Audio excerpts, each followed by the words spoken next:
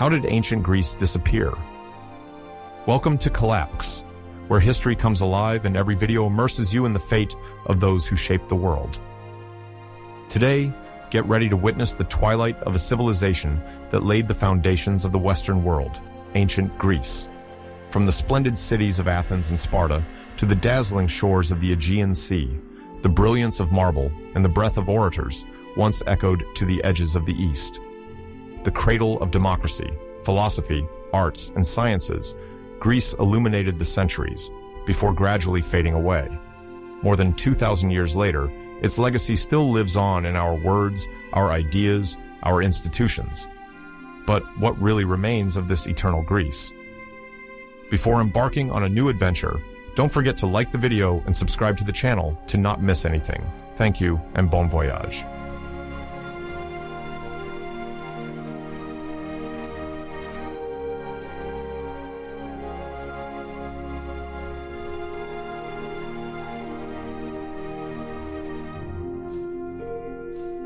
Around 450 BCE, the world is experiencing a period that could be called a fragile, golden age. Everywhere, civilizations are emerging or consolidating their power, but without enjoying complete stability. Latent conflicts, commercial growth, and political reforms are transforming the geopolitical map.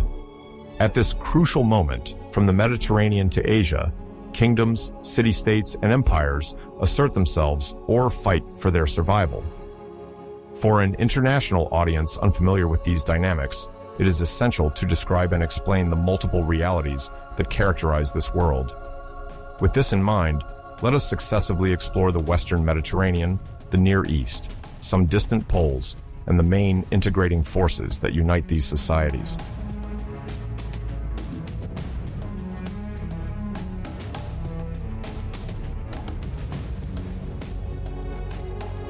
The Western Mediterranean is then the scene of significant rivalries and commercial cooperations. In the north of Africa, Carthage, founded by Phoenicians from Tyre, has established itself as the dominant power. Its influence extends along the coast, where it controls a network of trading posts and promotes the exchange of goods ranging from precious metals to agricultural products. Carthaginian ships sailed the sea, establishing economic links while closely monitoring the territories of Sicily and Sardinia. This expansion, supported by a merchant elite and an oligarchic government, already arouses the apprehension of the peoples sharing the same maritime space. At the same time, its army masters the use of war elephants and maintains close diplomatic relations with other still active Phoenician cities in the Levant.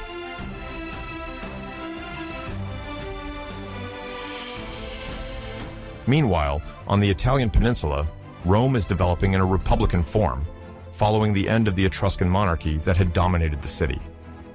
In 450 BCE, the Roman city remains a local player, mostly confined to Latium and its surroundings. Its political organization, based on elected magistracies, already demonstrates great resilience. The patricians, representatives of the old nobility, and the plebeians, more modest, sometimes clash in the quest for power and legal recognition. Fundamental decisions come from the Senate, while the Roman army is gradually perfected, strengthened by the principle of compulsory military service. These initial institutional bases will later allow for the expansion of Rome, which will eventually reshape the Mediterranean geopolitics.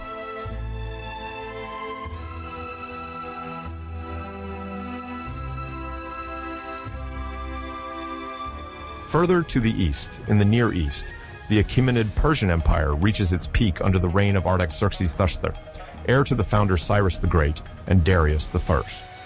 This vast territorial ensemble, which stretches from Egypt to the edges of India, is characterized by efficient administration. The provinces, called satrapies, are entrusted to local governors, the satraps, who collect taxes, maintain order, and oversee the movement of goods. Artaxerxes III, aware of the ethnic and cultural diversity of his subjects, seeks to forge alliances with local elites. His capital, Susa, remains a cultural crossroads where artists, messengers, and merchants intersect.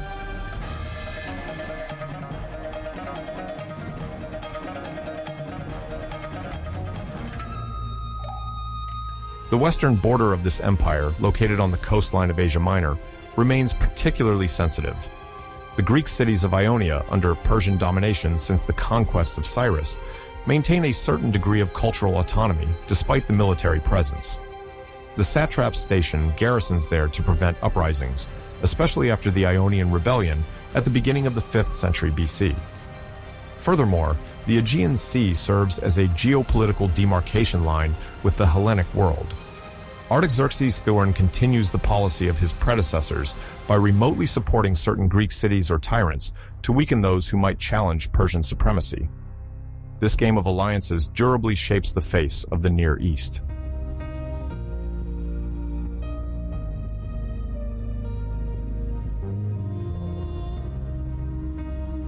In India, another major transformation is taking shape. Around 450 BC, the region is fragmented into several kingdoms and republics. However, the Nanda Empire, the future predecessor of the Maurya dynasty, begins to emerge in the northeast of the subcontinent, in the Gangetic Plain. This political entity, governed by an ambitious lineage, gradually extends its authority over competing cities. Alliances are formed through royal marriages and trade pacts. The land routes connecting the Indus Valley to Western territories favor the exchange of textiles, precious spices, and religious ideas. Buddhism and Jainism also begin to spread, shaping new spiritual values.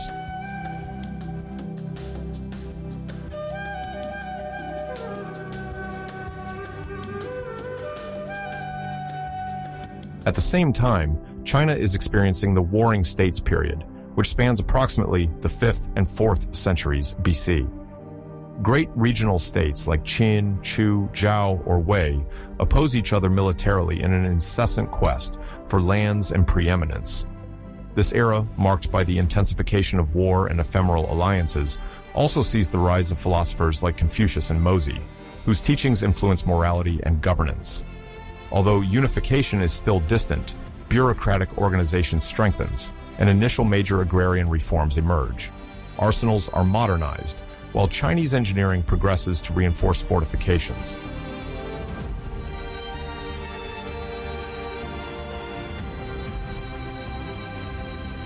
While these empires and kingdoms consolidate in Eurasia, brilliant civilizations are also developing in Mesoamerica.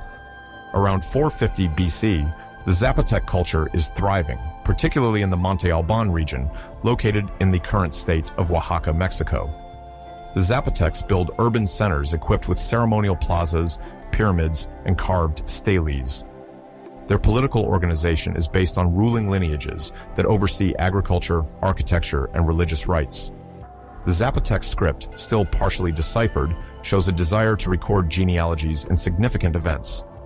Trade is conducted via land and river routes, connecting other Mesoamerican peoples like the late Olmecs.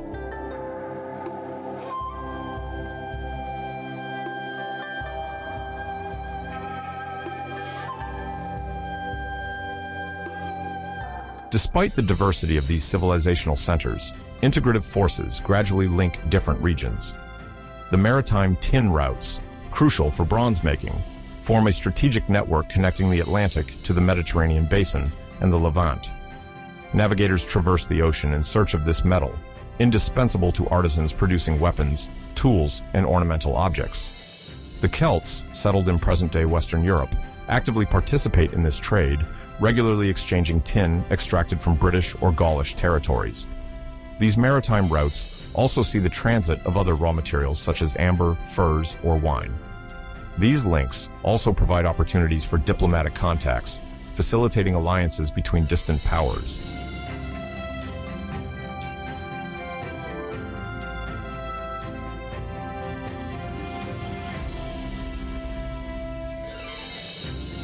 Another unifying factor lies in the development of minted coinage, which gradually spreads from Asia Minor and Lydia, the cradle of metallic currency. By 450 BC, many Greek city-states issue their own coins, often adorned with evocative symbols. In Athens, for example, the owl effigy testifies to civic pride, while other centers like Corinth or Aegina adopt distinctive emblems. In the Persian world, gold derricks circulate throughout the satrapies, facilitating the payment of soldiers and the collection of taxes. This common language of currency fosters trade, the standardization of weights, and the dissemination of new minting techniques.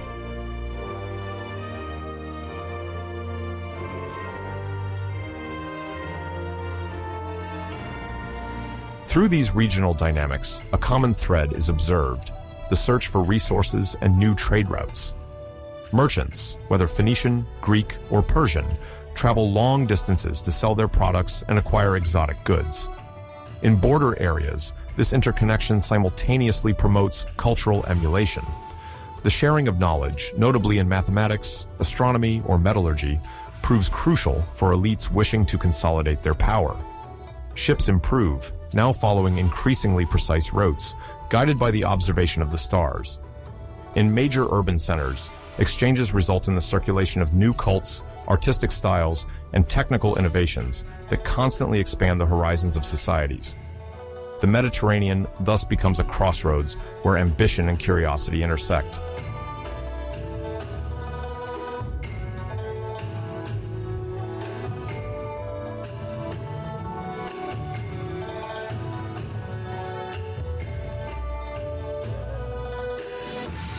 The Greek city-state reaches its zenith in the mid-5th century BCE, often associated with the brilliance of Athens and the competing influence of Sparta on the Hellenic scene.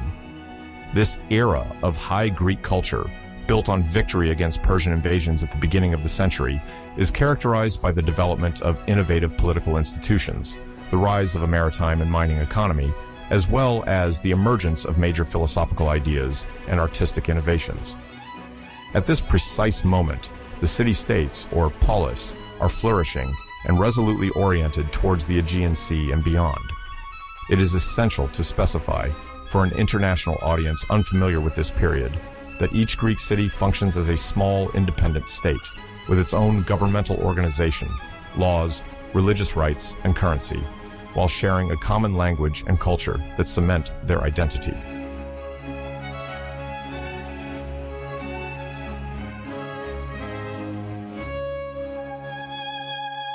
Athenian democracy is undoubtedly the most innovative and striking in the Greek world, and even one of the first documented democratic experiences in universal history. From the beginning of the 5th century BCE, and notably after Cleisthenes' reforms around 508 BCE, Athens organized a political regime where citizens, specifically free men born of Athenian fathers and mothers, constituted the pillar of power. They gather at the Ecclesia, the assembly that holds sessions on the hill of the Pnyx, below the Acropolis. There, by a show of hands, they decide on everything concerning the city: laws, peace, war, alliances, and the collection of taxes. This system, although it excludes women, resident foreigners, medics, and slaves, represents at the time an unprecedented form of political participation.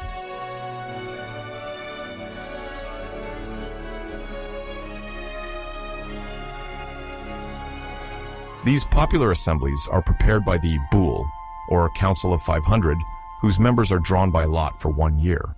Each group of 50 citizens, originally from each of the 10 tribes conceived by Cleisthenes, ensures a period of presidency, the Prytany, during which it manages current affairs and develops the agenda for the ecclesia. Magistracies, such as those of strategos, military and political function, or archon, civil and religious magistrate, are assigned either by election or by lot to limit the excesses of personal ambition and encourage a rotation of offices. Among the most famous strategoi is Pericles, who effectively leads Athenian politics for about 3 decades until his death in 429 BCE.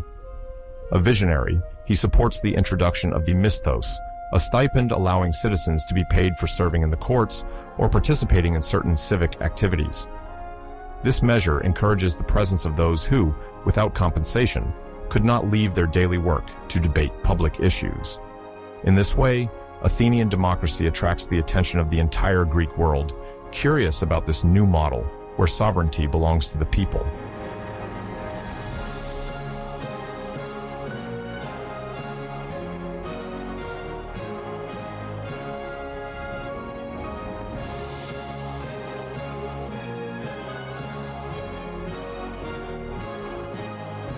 On the international level, the Delian League, established around 478 BC, significantly reinforced the power of Athens.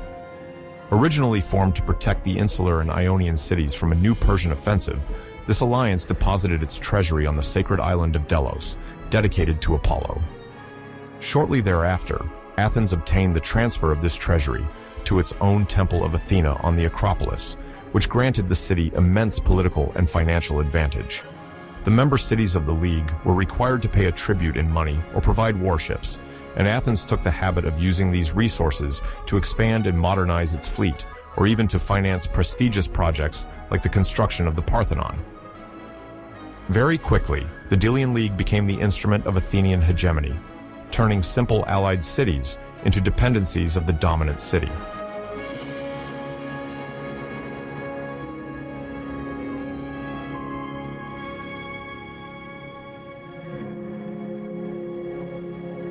At the other end of the Greek world, Sparta followed a radically different model. Led by two kings from two distinct royal families, the Lacedaemonian city had a dual system of governance, combining military monarchy and oligarchy. The kings retained specific authority over religious affairs and the conduct of armies, while a council of 28 elders, the Geronte, prepared legislative decisions. These proposals were then submitted to the Spartan assembly, called the Apella, composed of citizen soldiers who approved or rejected laws unanimously. On the social level, Sparta immersed its world in a harsh military model, in which every citizen was subjected, from childhood to an extremely demanding Spartan education known as the agoge. The local economy relied largely on the work of the Helots, enslaved peoples of Messenia and Laconia, who produced agricultural goods. While defending oligarchy, Sparta became the main land force of Greece, acting as a counterpoint to Athenian maritime leadership. Thus arose a political and ideological polarization between two leading cities, which would shape the course of Greek history.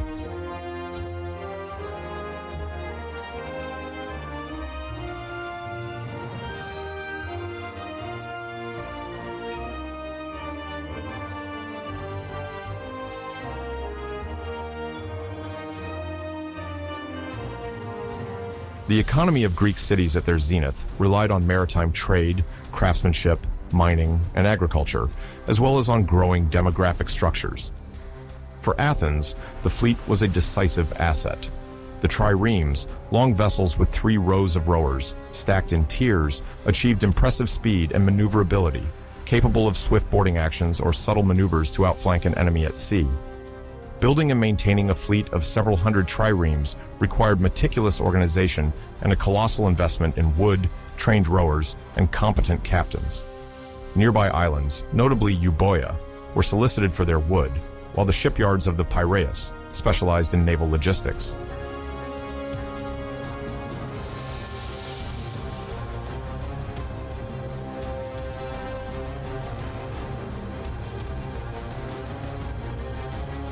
This colossal need for money was partly met by the silver mines of Laurion, located in the southern region of Attica. They were a crucial deposit, intensively exploited from the early 5th century BC, and even more so when Athens embarked on its naval ventures. The revenues from this exploitation allowed the minting of staters and tetradrachms featuring Athena's owl, coins recognized throughout the Aegean basin.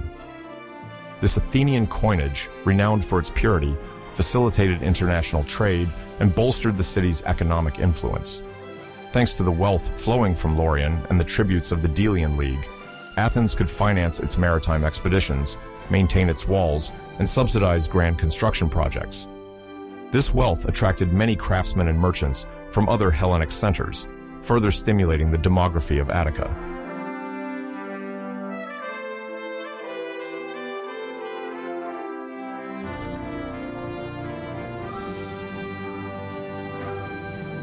Furthermore, the supply of agricultural resources, particularly grain, was of strategic importance.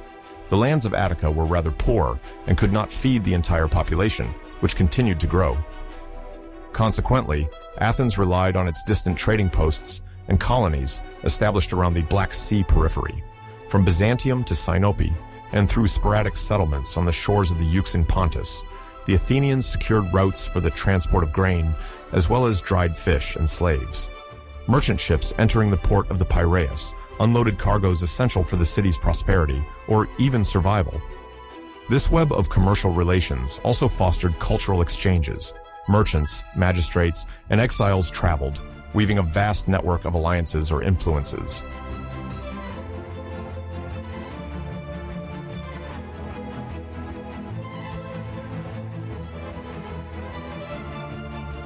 Population growth is also explained by the relative political stability that Athens managed to maintain for several decades, by the contributions of the metics, who often lived off trade and craftsmanship, and by the servile workforce.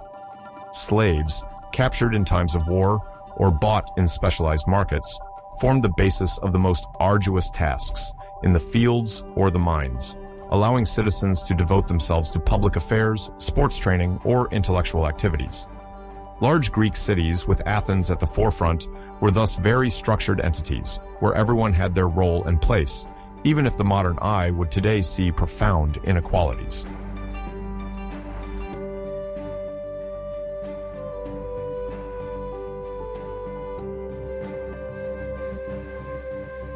At this point in its history, the Greek world unfolded a unique cultural richness, whose influence would extend well beyond the classical period.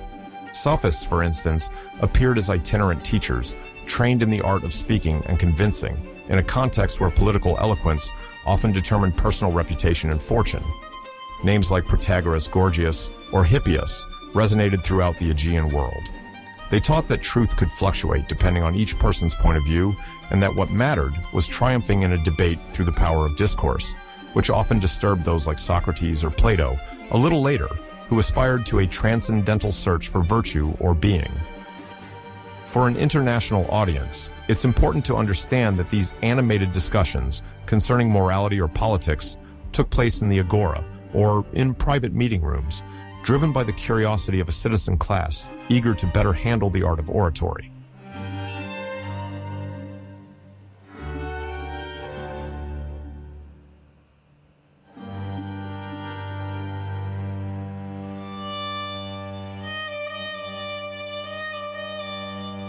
Theater then experienced a spectacular rise, notably thanks to the dramatic contest of the Great Dionysia, an important religious festival celebrated in the spring in honor of Dionysus, the god of wine, festivity, and tragedy. The tragedies, composed by poets like Aeschylus, Sophocles, and Euripides, staged mythological or epic tales. They invited the audience to ponder the city, destiny, justice, and human frailty. Euripides, the youngest of the three great tragedians, born around 480 BC, innovated with his way of probing the human soul. With works like Medea or Hippolytus, he painted complex psychological portraits where heroes and heroines resembled troubled individuals more than simple heroic figures. The performances were held at the Theater of Dionysus, built on the southern slopes of the Acropolis, capable of accommodating several thousand spectators. The mostly stone stands facilitated acoustics for the choir and playwrights who often expressed themselves in sung or musically accompanied verse.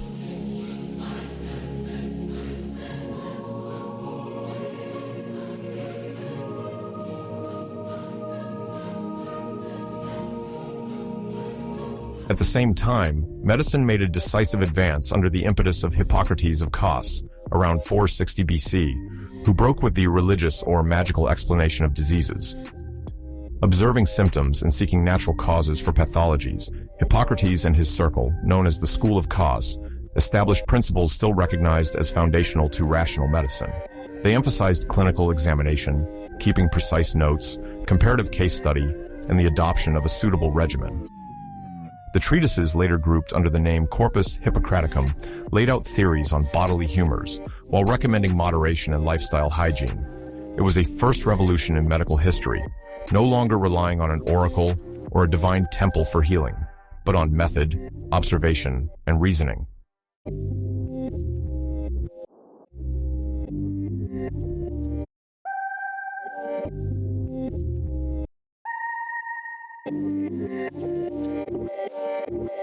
In 438 BC, during the Great Dionysia, an important movement began to broaden public access to theatrical performances. Until then, entry to the theater required a small fee that, over several days, was a burden on the poorer citizens. With the support of Pericles, the Athenian state set up a special fund from the misthos to compensate for part of the ticket cost. The goal was to ensure that all citizens, even the most modest, could benefit from the cultural and religious life of the city, sharing in the powerful emotions conveyed by the tragedies. This subsidy, sometimes referred to as the theorikon, brought the population even closer to these magnificent spectacles, creating a sacred union around the common values carried by the myths and tragic tales. Ancient sources suggest that this moment was significant because it consecrated the idea that Athenian democracy was not limited to politics in the strict sense, but extended to the arts, literary creation, and participation by all in symbolic domains. Even though we do not know the exact plays presented that spring, it is likely that Euripides figured among the contestants.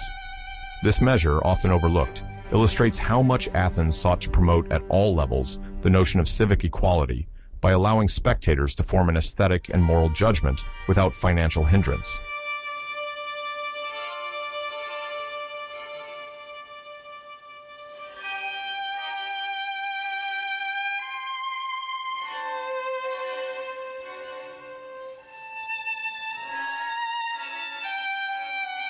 This period, sometimes referred to as the century of Pericles between around 460 and 430 BC, holds a central place in the cultural heritage of the West.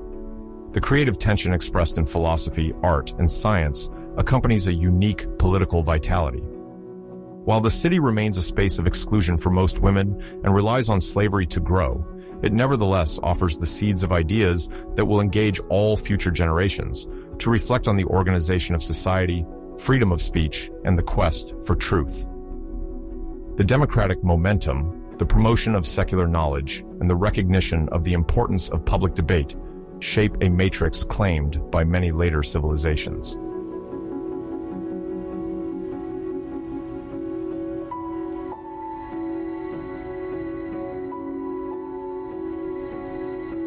The fervor of this period is also reflected in the role assigned to civic religion, which permeates all aspects of public life. Processions, sacrifices, and festivals punctuate the calendar, honoring deities like Zeus, Athena, or Dionysus. Funded by the city, these celebrations evoke a powerful sense of collective unity, where each citizen identifies as a member of the same sacred community. The rites are an occasion to emphasize the perpetuation of founding myths while fostering a climate conducive to artistic exchanges. In this ferment, politics, faith, and culture are closely intertwined, since participating in a procession or assuming a religious office is also a means of existing socially and contributing to the common good.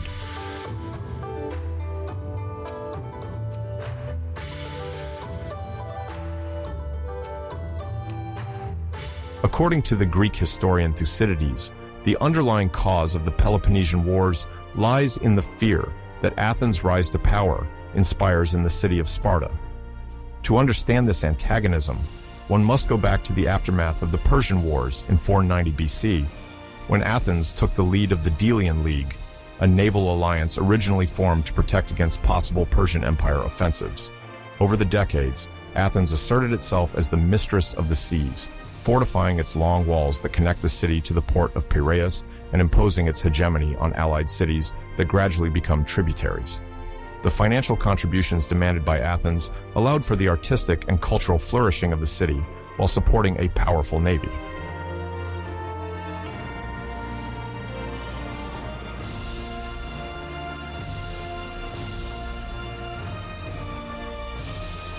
Sparta, on the other hand, leads the Peloponnesian League, a primarily land-based military bloc that includes Corinth, Megara, and other cities in southern Greece.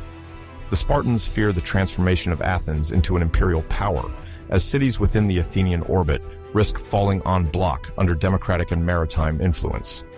Sparta, governed by an oligarchic system and an austere military education, feels threatened by Athens' economic and diplomatic expansion. When certain regions, such as Boeotia or Thessaly, waver between these two power poles, the climate becomes tense.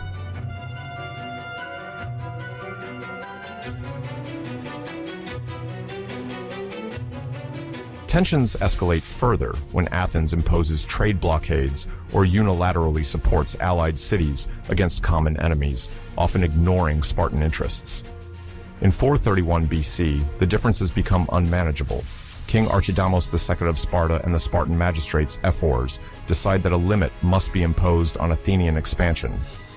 Thus, war officially breaks out, paving the way for nearly 3 decades of intermittent conflicts and major upheavals for the entire Greek world.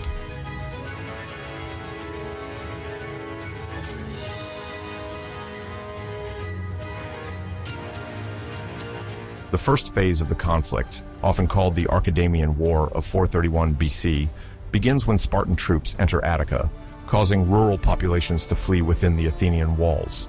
This strategy aims to deprive Athens of agricultural income and to force a land engagement that Sparta excels at.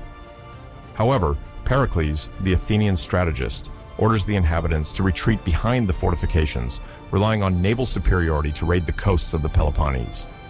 Meanwhile, Athens maintains pressure by plundering Spartan coastal positions and encouraging revolts in Sparta's allied cities.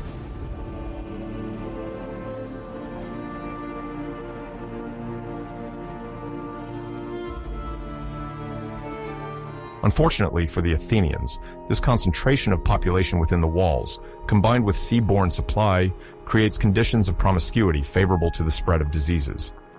In 430 BC, a terrible epidemic, described as a plague, though historians believe it might have been typhus or another contagion, strikes Athens hard.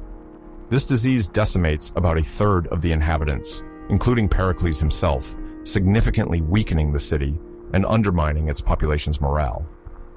Despite this disaster, Athens manages to resist the Spartan encirclement, and a temporary peace agreement, the Peace of Knossos, is concluded in 421 BC.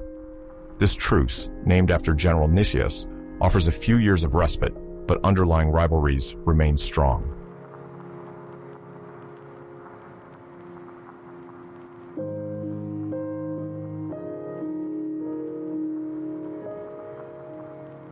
The second phase of the conflict is characterized by the famous Sicilian expedition, 415-413 BC. Athens, driven by young, ambitious strategists like Alcibiades, decides to send a massive fleet to support the city of Segesta, an ally of Athens, against Syracuse, which is supported by Sparta.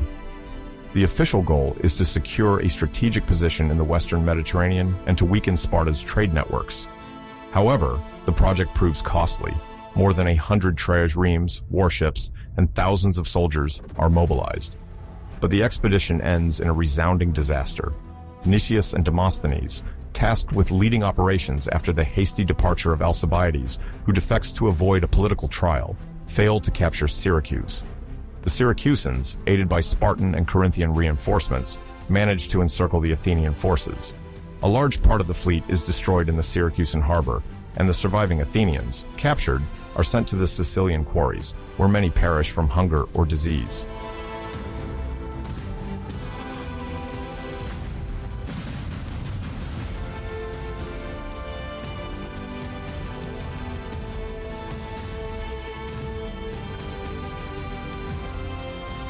After this heavy blow, Athens struggles to recover. It is at this point that the Ionian War, or the Decelean War, begins, during which Sparta, advised by Alcibiades, occupies Decelia, a fortified post in Attica, directly threatening the Athenian hinterland.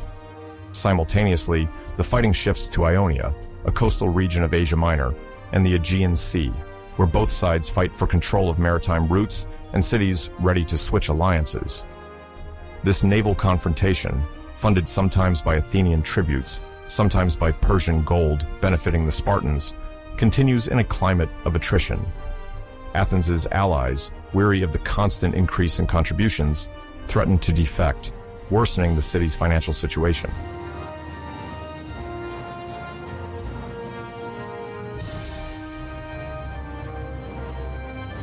The continuation of the war demands significant sacrifices, particularly for the Athenians who see their finances deteriorate. The Delian League, initially created to protect all Greek cities against the Persian threat, has become an essential source of funds for the maintenance of the Athenian fleet. Member cities contribute through an annual tribute whose amount increases with the intensification of the conflict. It is estimated that Athens doubled the required amount on several occasions to cover the growing costs of naval campaigns and the reconstruction of its naval losses. This fiscal pressure fuels increasing resentment among the city's allies, who feel less protected and more exploited.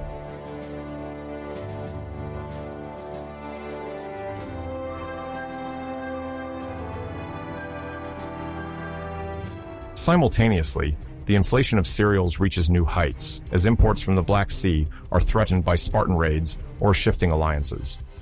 To feed the population, Athens must mobilize more resources to secure the maritime routes.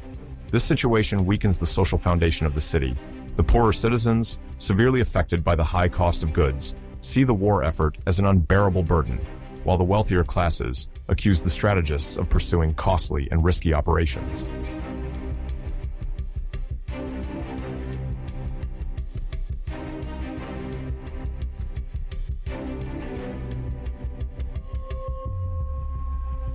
Faced with demographic difficulties caused by the plague and combat, Athens increasingly resorts to mercenarization, hiring professional soldiers to replace losses in the hoplite ranks. Sparta is no exception. Lacking a substantial fleet at the beginning of the conflict, it relies on Persian gold to finance shipbuilding and pay the crews.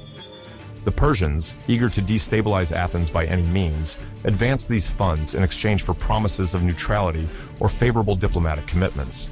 Thus, fighters from more distant regions are integrated into each of the two armies, adding further complexity to the military maneuvers. On the moral front, weariness permeates all of Greece as the conflict drags on, ruining the countryside, cutting trade routes, and exhausting the human resources of each city involved. The ideals of autonomy and solidarity between cities, so dear to the heart of the Hellenic world after the Persian Wars, crumble under the strain of this endless war.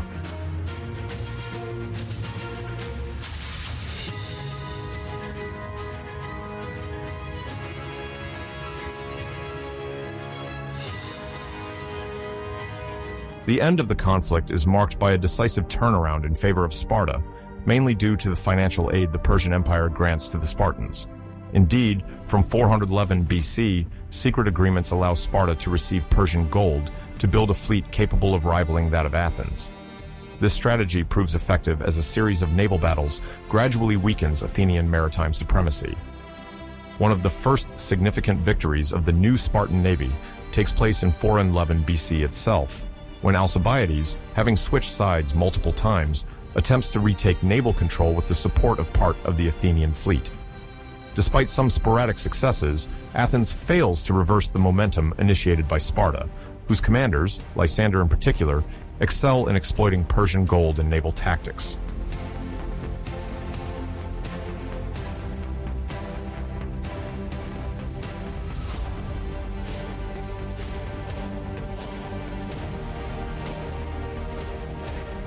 In 405 BC, the Battle of Aegospotami in the Hellespont virtually seals the fate of Athens. Under Lysander's command, the Spartan fleet surprises and destroys almost the entire Athenian navy, thus cutting off the grain supply routes that fed the city from the Black Sea. Faced with this crushing defeat, Athens finds itself isolated. Deprived of food resources and maritime support, the population faces an imminent famine. Athens' allies, exasperated by years of war and tribute, no longer come to its aid. Besieged by land and sea, the city resolves to surrender in 404 BC.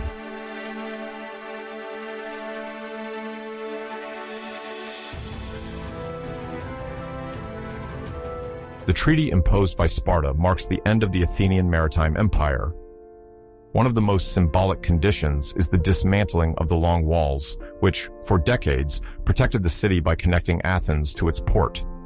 These fortifications, guarantees of Athenian invulnerability, are destroyed under Spartan supervision, while the Athenian fleet is reduced to a handful of ships. Thus, Athens' hegemony disappears, allowing Sparta to momentarily rise as the dominant power of the Greek world. However, this Spartan victory does not put an end to the troubles. Greece is now exhausted by so many years of conflict, and the seeds of new internal and external dissensions are sown. The political, social, and economic landscape of the peninsula has been durably transformed. An era ends, marking a profound reevaluation of the ideals and structures of the city-state.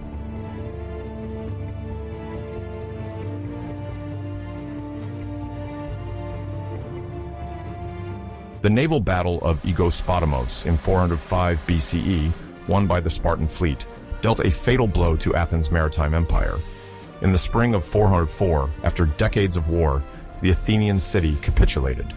The Spartans, until then renowned for their discipline and preference for oligarchic forms of government, found themselves in a position of strength.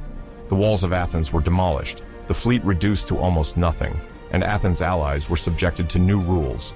Thus began the period of Spartan hegemony, which stretched from 404 to 371 BCE. During these 33 years, Sparta sought to establish its authority over the entire Greek world, but faced a series of internal and external challenges, revealing the fault lines that would soon weaken its ascendancy. In this section, we will focus on the establishment of an oligarchic government in Athens, on the Spartan occupation of Ionia, and on the allied revolts that culminated in the Corinthian War and then led to the Peace of Antalcidas. As the Lacedaemonian power spread throughout Greece, the precarious balance that characterized the political relations of the time began to waver, with major consequences for the history of the Greek city-states.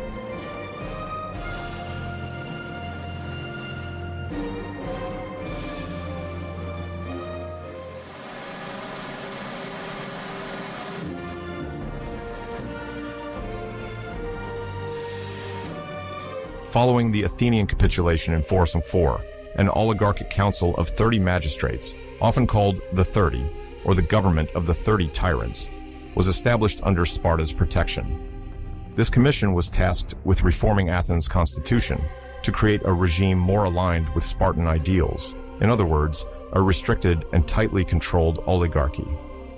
The names of certain figures, such as Critias and Theramenes, stand out from this troubled period. Critias, a disciple of the philosopher Socrates, but also a distant relative of Plato, quickly became the soul of an unprecedented repressive power in Athenian history. Their aim was to purge the city of elements perceived as dangerous, former supporters of democracy, intellectuals suspected of political liberalism, and anyone whose wealth, prestige, or ideas could overshadow the new regime.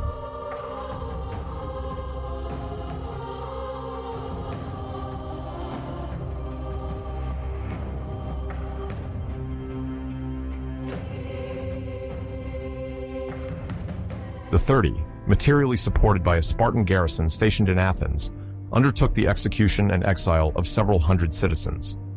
Among the victims of this purge were medics and former democratic high officials. A climate of terror settled in. Tribunals were reorganized to serve the interests of the ruling power, and denunciations spread, with each suspect fearing being accused of sympathy towards democracy. Criticism also came from outside. Many believed that the Spartans, by allowing such actions, sought to permanently curb Athens' power.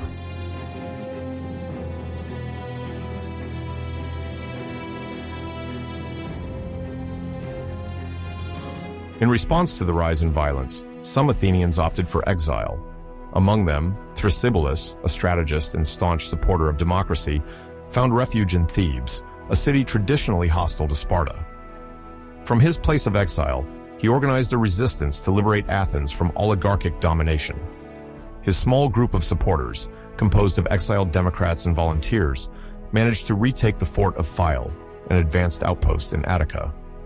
Despite their small numbers, the endeavor quickly gained the support of the local population, tired of the repression.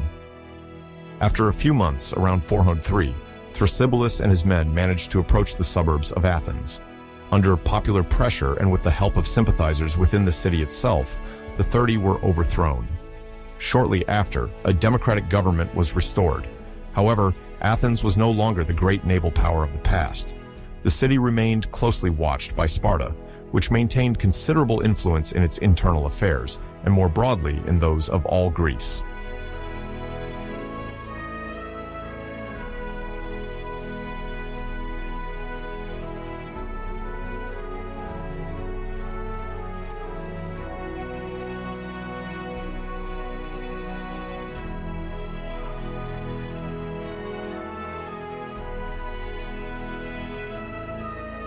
Meanwhile, the Spartans undertook to consolidate their victory by extending their control over the Greek space of Asia Minor, particularly Ionia, that is, the cities located on the western coast of present-day Turkey. Since the end of the Peloponnesian War, these regions, traditionally linked to Athens and previously placed under Persian influence or dominance, had become a major strategic issue. Sparta, keen to maintain its supremacy, sent the famous admiral Lysander to organize and oversee these territories. Lysander, already crowned with glory after Aegospotamos and the fall of Athens, enjoyed immense prestige. The Ionian population saw in him a firm but capable leader. However, the administration he imposed soon inflicted heavy taxes and placed the region under a quasi-colonial tutelage.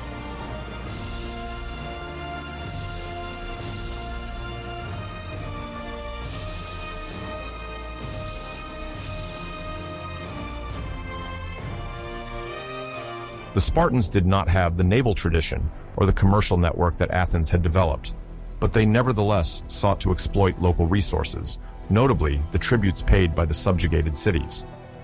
Lysander was accused of having established oligarchic regimes in the Ionian cities, serving his personal interests.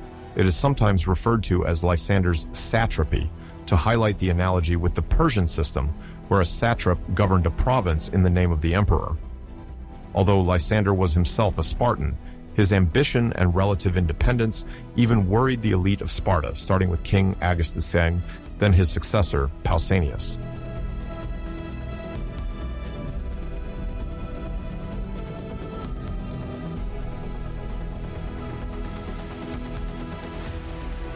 Local resentment grew as Lysander appropriated the revenues and monopolized political decisions. The Ionian cities, used to having a certain autonomy under Persian domination in exchange for regular tribute payment, were ill-prepared for this new form of Spartan domination. The population wanted to be protected against Persian incursions by paying a tribute, certainly, but they also demanded fair and respectful justice of local customs. However, Lysander often conducted a brutal policy, replacing city councils with Spartan harmosts and councils of oligarchs devoted to his cause.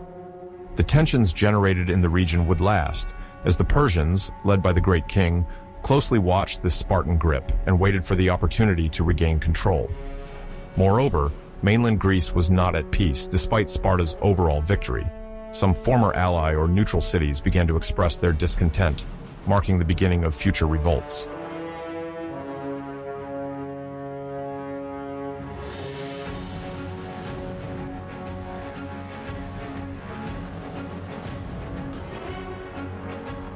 Both inside and outside the Peloponnesus, many cities felt that Spartan tutelage, far from offering stability, undermined their autonomy and prosperity. Corinth, once an ally of Sparta during the Peloponnesian War, was among the first to express grievances. The Corinthians suffered under Spartan hegemony without deriving direct benefits. Conflicts of interest emerged concerning maritime trade, which Corinth heavily depended on. Argos, for its part, had long harbored a traditional rivalry with Sparta, and now saw an opportunity to contest its supremacy. Thebes, later known to play a significant role, also feared Sparta might further extend its influence northward. The alliance of these cities, which included a resurgent Athens, Corinth, Thebes, and Argos, quickly formed. Financially supported by the Persian great king, who wished to weaken Sparta to reclaim his positions in Asia Minor, this coalition faced Spartan armies in what became known as the Corinthian War, from 395 to 387 BC.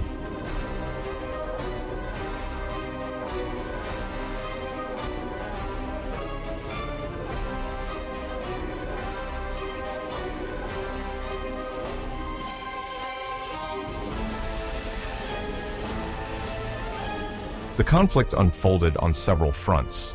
On land, Sparta sent its king Agesilaus II to Asia Minor to try to counter Persian influence and quell the Ionian revolts. Agesilaus II demonstrated a certain military genius, but he found himself in difficulty against the Persian strategy of financing Sparta's enemies throughout Greece. In the Balkan Peninsula, battles pitted Spartan forces against the coalition troops. The city of Corinth, strategically positioned on the isthmus, became the scene of recurrent clashes. Athens, seeking to rebuild its naval power, sent small but determined contingents, while Thebes experimented with new infantry tactics, precursors to the great military evolution that would later materialize at Leuctra.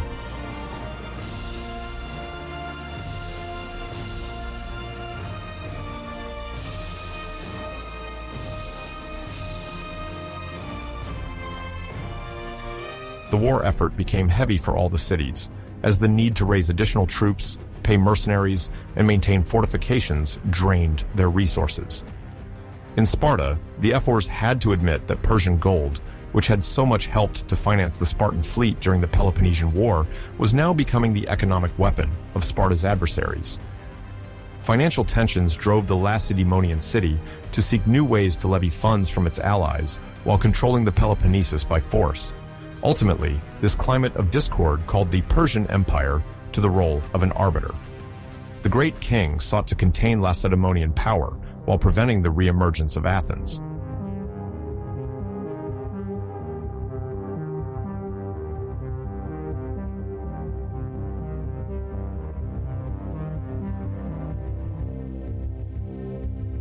In 387 BCE, the Treaty of Antalcidas was negotiated, named after the Spartan ambassador who traveled to the Persian court to reach an agreement. Also called the King's Peace, this treaty marked a significant turning point as the Persians recognized certain possessions of Sparta, but more importantly, they imposed their vision of balance in Asia Minor. Ionia and Cyprus were returned to the Persian Empire, while the Greek cities in Asia outside of Ionia retained conditional semi-autonomy. Each Greek city in Europe was to remain independent, which prohibited the revival of great hegemonic leagues, except for Sparta's, which was tolerated by the Persian negotiators as a guarantor of a form of stability. This text constituted for Sparta a recognition of diplomatic victory, but it also revealed a symbolic shift. Greece now accepted direct interference from Persian power in its own affairs. To many Greeks, this was an unprecedented humiliation, as since the Persian Wars in the early 5th century, Persia had been considered the ultimate external enemy.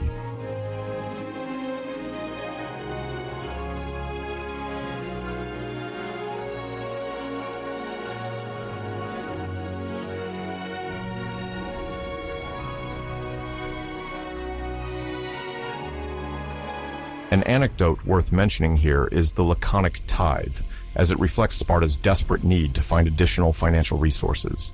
The term tithe referred to the idea of collecting 1/10 of income or goods, reminiscent of religious tithe practices.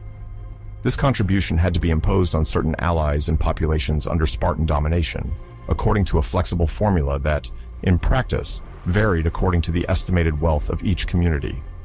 It was nicknamed laconic because it was imposed under the authority of Lacedaemon, much to the discontent of the cities that were already enduring the concurrent burdens due to the war.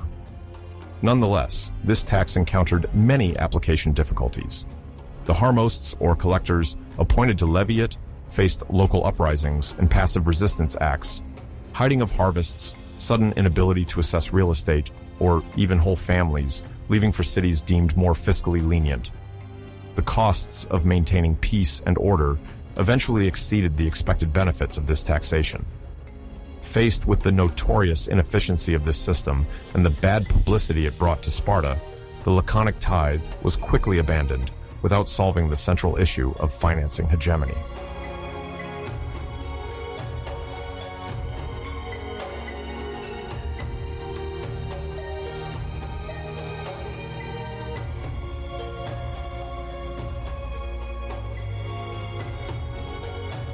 This period, spanning from 404 to 371 BCE, highlighted the difficulties Sparta experienced in managing an empire that was both vast and heterogeneous.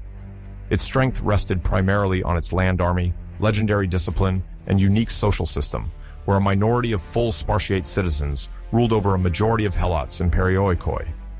Yet, to maintain a fleet, administer distant Ionian cities, and maintain a constant military presence in defiant regions, it required gold and liquid assets, rare commodities for a society still largely oriented towards agriculture and land ownership. The occupation of Ionia, allied revolts, and the Corinthian War revealed to the Greek world the contradictions of a warrior city, more adept at land conquest than prolonged management and economic development of territories often far from its political core. The Treaty of Antalcidas, while offering a temporary respite by establishing an internationally favorable framework for Sparta, also sowed the seeds of growing hostility amongst its adversaries as well as its allies, the effects of which would be felt in the following decade.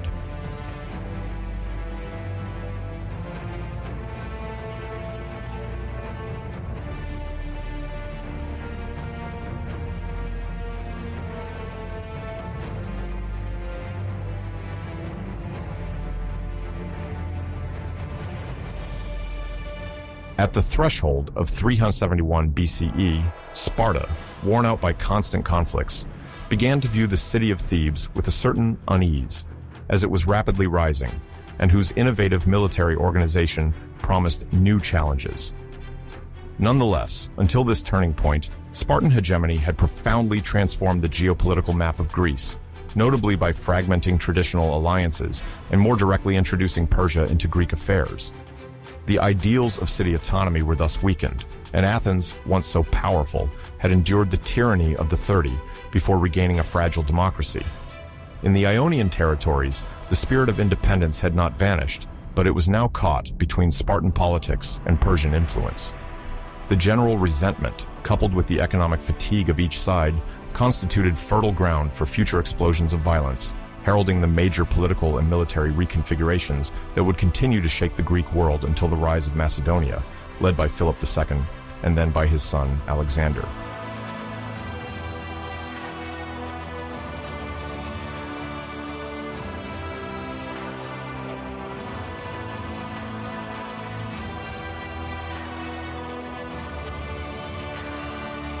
In the year 371 BCE, Greece was experiencing a constant rivalry between its major powers. Sparta, long considered the dominant city due to its formidable hoplite infantry and militaristic institutions, had asserted itself following fierce previous conflicts. Athens, on the other hand, had seen its naval and financial power diminish. It is in this context that the ambitions of Thebes, a city in Boeotia located northwest of Athens, emerge, seeking to free itself from Spartan domination and establish itself as a new force on the Greek scene.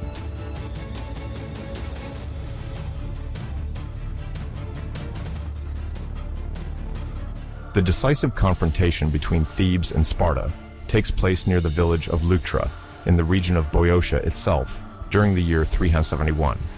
The Spartans, led by King Cleombrotus, advance confidently, relying as always on the infallible discipline of their heavily armed hoplites. The Spartan battle line, stretched and often formidable, faces the Theban troops led by Epaminondas, one of the greatest strategists of antiquity.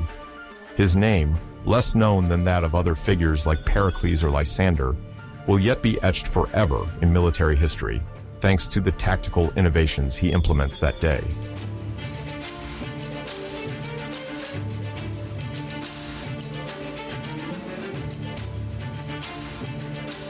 Epaminondas chooses to deploy his forces in a spectacular formation known as the oblique line. Contrary to the Greek tradition of aligning each wing evenly, he significantly strengthens his left wing by placing the majority of his best fighters there, notably the famous Theban phalanx. At the head of this wing is the Sacred Band, sometimes called the Sacred Battalion, comprised of about 300 elite Theban soldiers. Strongly united by an oath and a common ideal, they form the spearhead capable of piercing the Spartan ranks.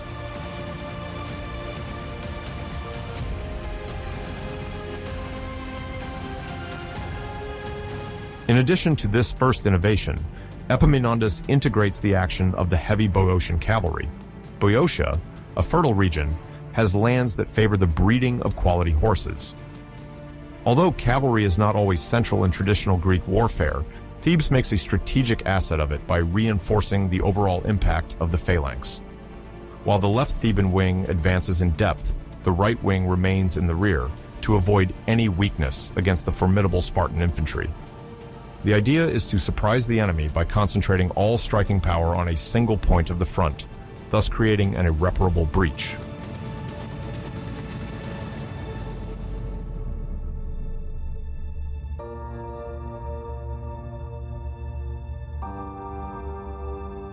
From the start of the battle, the confrontation leans in favor of Thebes. The Spartans, taken by surprise by the Theban mass thus disposed, quickly lose their cohesion. King Cleombrotus himself is mortally wounded, which undermines his men's morale. The disintegration of the Spartan ranks gives the Thebans a decisive advantage. They can then exploit their local superiority. Greek historians, including Xenophon or later Polybius, describe the astonishment of all Greece. An army once thought invincible has just been defeated, and not only defeated, but routed in an undeniable manner.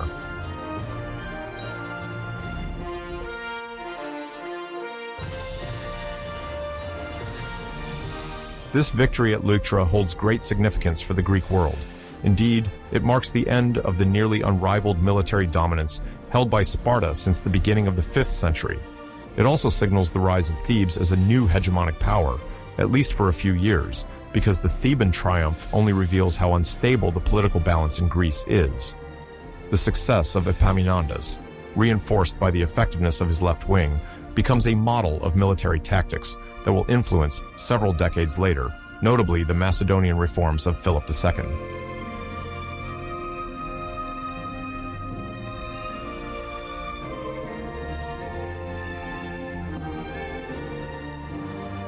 In the wake of the victory at Leuctra, Thebes seeks to further weaken Sparta. One of the key measures undertaken for this purpose involves the liberation of the Helots of Messenia.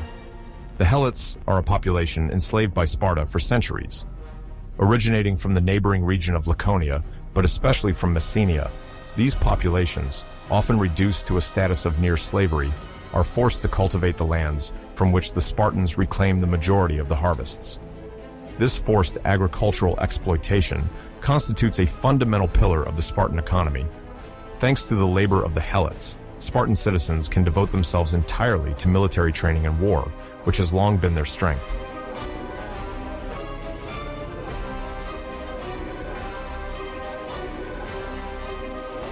In 370 BC, shortly after the Battle of Leuctra, Epaminondas decides to deliver the final blow to Lacedaemonian power by penetrating into the Peloponnese.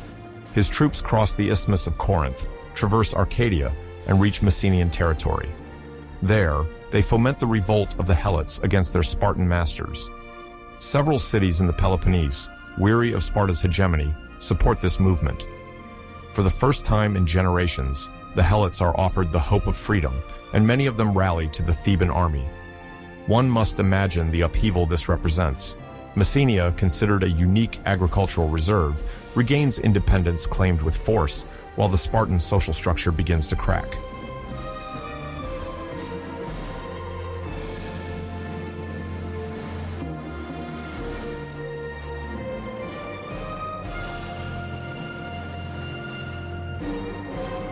The liberation of the Mycenaean Helots thus has a major socio-economic impact.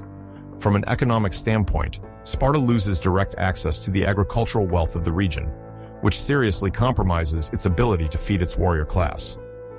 Deprived of these vital resources, the city of Lacedaemon can no longer sustain the permanent training level of its hoplites.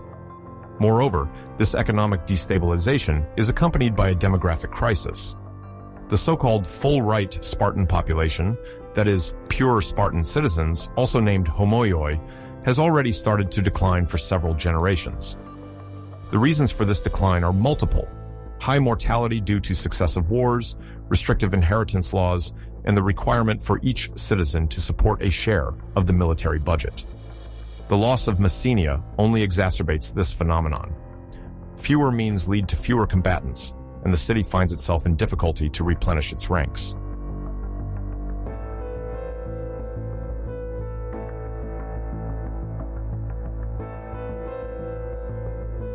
To consolidate this new situation, Thebes and its allies helped to establish an independent Mycenaean capital, sometimes called Ithome, or more commonly, Messene, which houses the now free former Helots.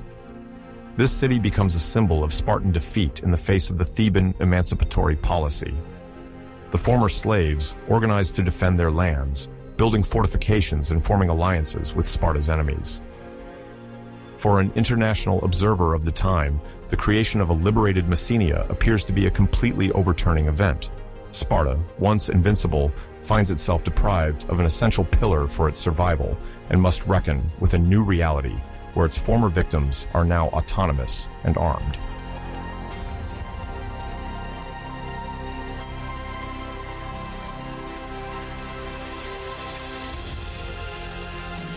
Through the freedom granted to the Mycenaean Helots, the show of force at Leuctra, and the growing renown of its strategists, Thebes enjoys a privileged position to decide the balance of power in the Peloponnese. This period, which extends from 370 to 362 BC, is punctuated by a succession of military campaigns, often called the Theban Wars. From their new position of strength, the Thebans launch repeated expeditions towards different regions of the Peloponnese to defeat Sparta's traditional allies and expand their influence.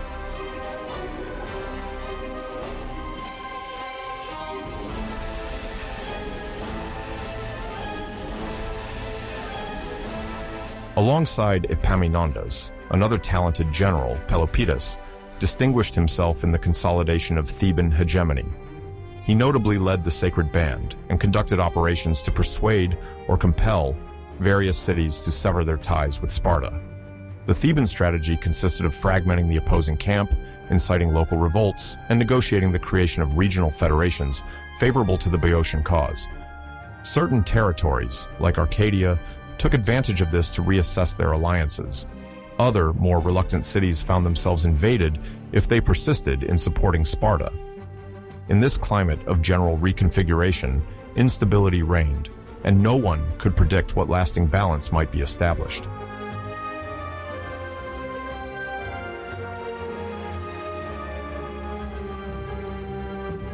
However, the powerful city of Sparta was not the only one concerned about Thebes' rising force.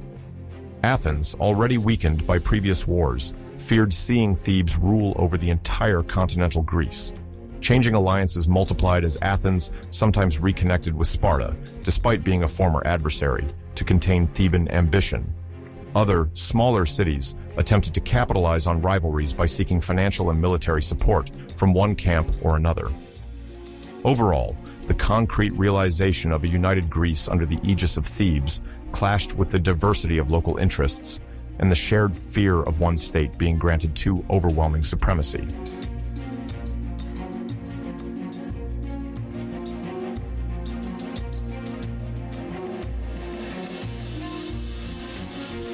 The campaigns of Thebes continued with varying intensity until 362, the date of the famous Battle of Mantinea. This city, located north of Laconia in Arcadia, became the theater of the last major clash that would seal the fate of Theban hegemony. On the battlefield, Epaminondas once again faced a front composed of Spartan forces reinforced by allied contingents, some of which came from Athens. Having proven his worth at Leuctra, the strategist once again relied on a subtle coordination of phalanx and cavalry. The reputation of the Theban commander was such that his adversaries approached his maneuvers with caution. However, caution does not always suffice to counter bold tactics.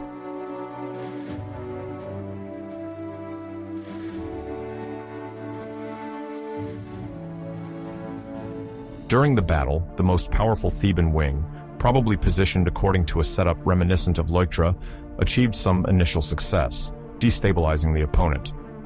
But in the confusion of the combat, Epaminondas himself was struck. Ancient accounts differ on the exact circumstances. Some mention a wound inflicted by a spear, others by a missile weapon. All agree, however, on the severity of the injury.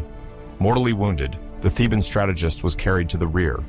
In a dramatic tableau, it's recounted that he removed the weapon lodged in his body, and at that moment, his life extinguished.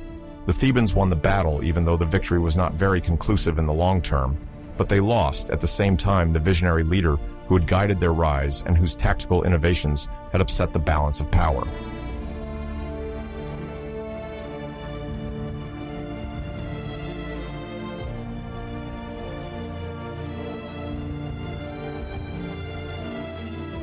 The death of Epaminondas at Mantinea in 362 represents a decisive turning point. Without this great strategist, it was difficult for Thebes to maintain both military and political coherence. The remaining leaders, though competent, did not possess the same prestige or capacity to forge alliances. The city thus found itself confronted with the dispersion of its support. In a Greece where alliances were made and broken at high speed, the slightest flaw allowed other rivals to take the initiative. Some say that, without Epaminondas, Thebes no longer had the soul of the conquering power it had embodied for nearly a decade.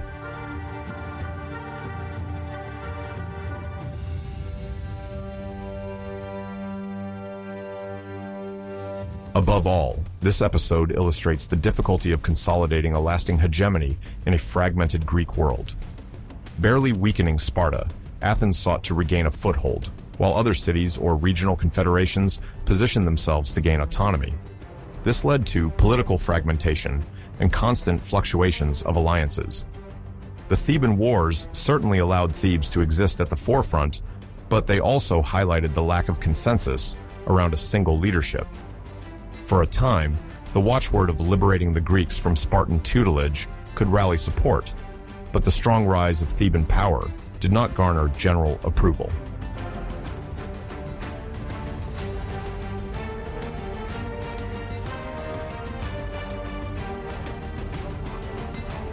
In 359 BC, Macedonia was hardly considered a major player in the Greek world.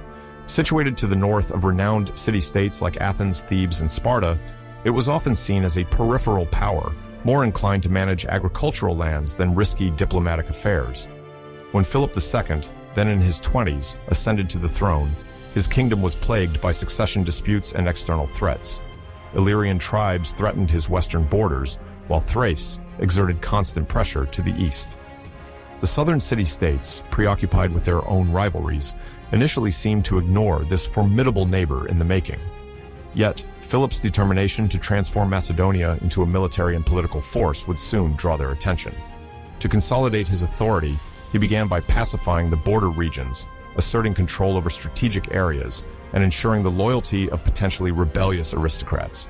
On the diplomatic front, he sent envoys to observe and understand the alliance games among the great powers. Within a few years, this determined ruler would make Macedonia an unavoidable player in Greek affairs.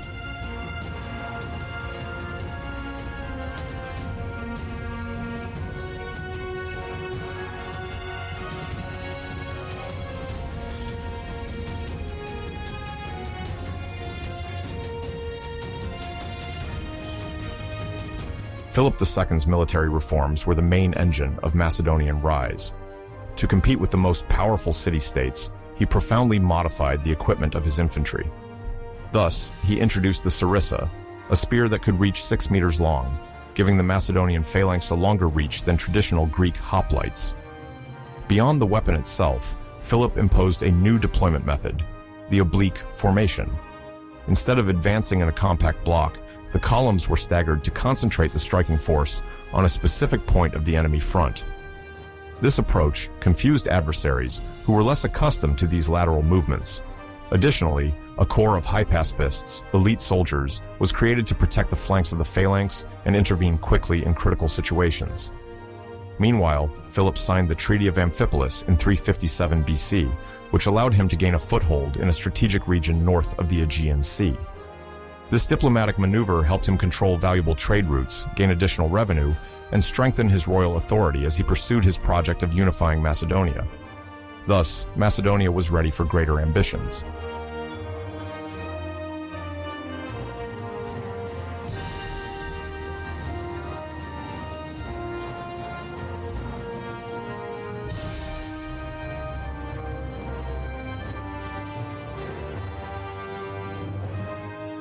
Alongside these military innovations, Philip II sought to strengthen Macedonia's economy to maintain a permanent army.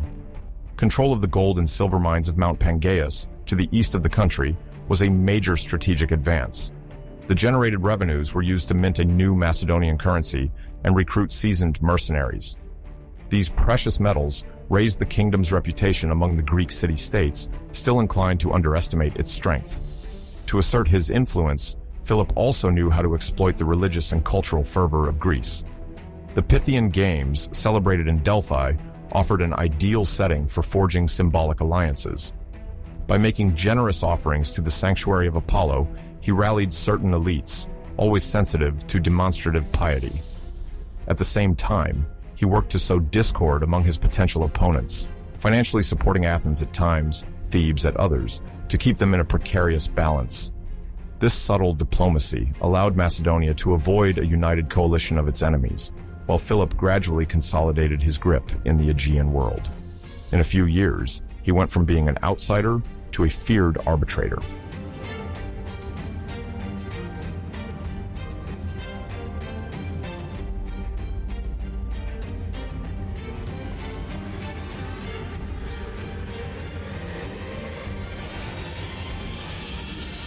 However, the rise of Macedonia began to worry certain cities, notably Athens, whose maritime empire was weakening, and Thebes, eager to preserve its authority in Boeotia. Aware of the growing suspicion, Philip sought either to ally with or destabilize these power centers. He also exploited local dissensions, as rival factions sometimes called on Macedonian aid to gain the upper hand, providing Philip with a legitimate pretext to install garrisons. Gradually, his men gained ground, controlling key passages or occupying cities willing to submit. On the Athenian side, despite warning speeches by some orators, the willingness to confront remained timid. The city's finances were no longer what they had been, and the fear of engaging in costly wars dominated public debate. Similarly, Sparta, once invincible, had now withdrawn to the south of the Peloponnese, unable to influence decisions on a pan-Hellenic scale. As Philip consolidated his positions, it became clear that a major confrontation was looming. In 338 BC, this decisive moment arrived. The Battle of Chaeronea would pit Macedonia against a coalition led by Athens and Thebes.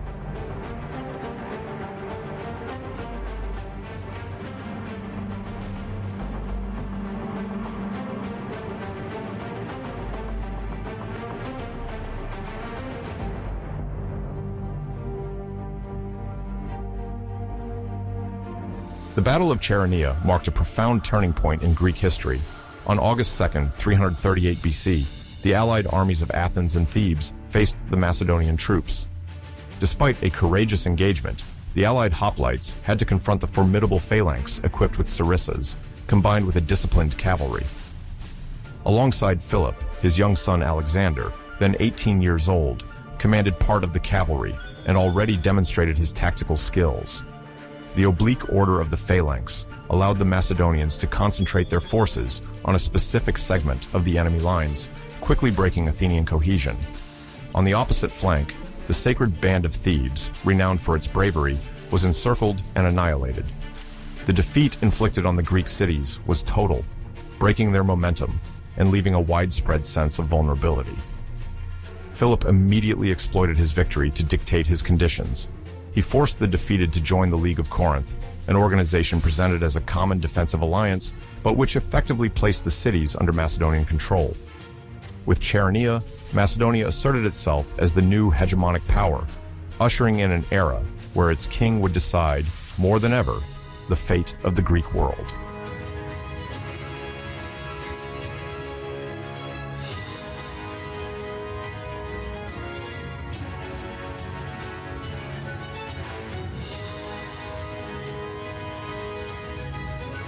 The League of Corinth, founded shortly after Philip's victory, imposed an unprecedented diplomatic framework on most Greek cities. Each member pledged not to wage war on the other cities of the Confederation and to recognize Macedonia as the leading power. Officially, it was about guaranteeing peace and preparing a collective offensive against the Persian Empire, presented as the long-awaited revenge for Xerxes' invasions a century earlier. In reality, the League mainly consolidated Philip's grip on Greek affairs. Even though Athens retained a reduced fleet and Thebes maintained a certain local autonomy, their major decision-making was now subject to the Macedonian king's approval. The bows, walls, and strategic supplies of various cities were also closely monitored, thus preventing any sudden rebellion. By distributing favors and threats, Philip ensured support everywhere, while the entire Greek territory, from Attica to the Peloponnese, lived under the specter of immediate military intervention should it defy the new order. Despite palpable reluctance in certain circles, this Macedonian hegemony seemed inevitable, as Philip's military dominance had become overwhelming.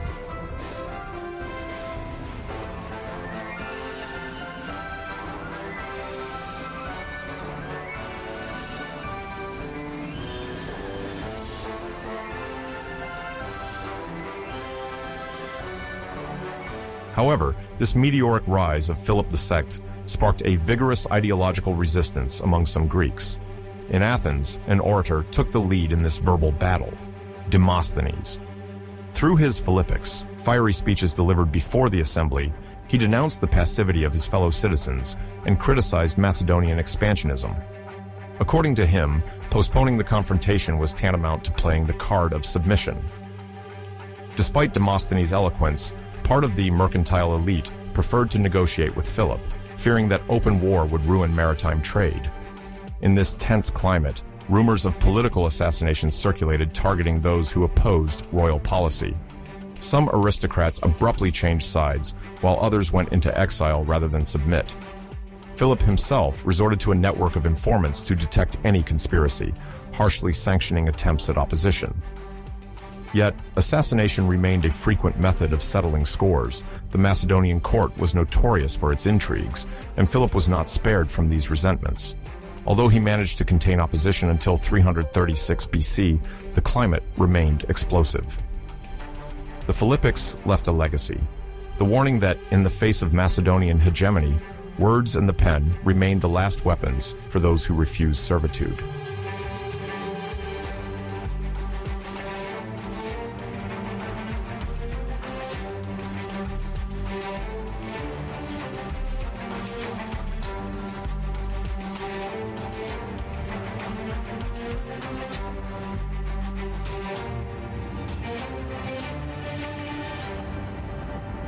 In 336 BC, Alexander, son of Philip II of Macedonia, inherits a powerful kingdom and a reformed army, but he also faces the immense challenge of preserving the hegemony his father patiently built. At only 20 years old, he becomes king in a context where Greece is still shaken by internal tensions and fragile alliances. From the start, Alexander asserts his determination to pursue the expansion project to the east that Philip II had already outlined. His primary objective is to consolidate Macedonian authority in Greece, then to embark on a vast campaign on the territory of the Persian Empire, then ruled by the great king Darius III. For Alexander, the pursuit of this endeavor is not only an act of conquest, but also a mythical ambition to avenge the invasions of the Persian Wars a century earlier, and to project Greece into an era of unprecedented domination.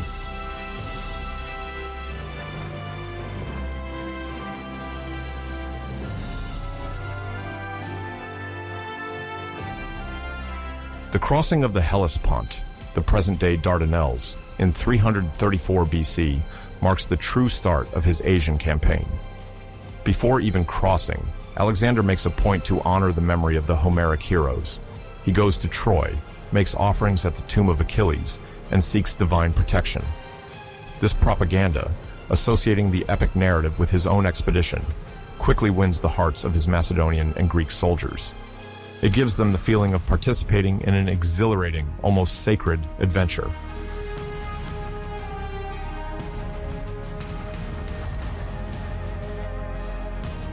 The first major confrontation takes place on the banks of the Granicus, a river in Asia Minor.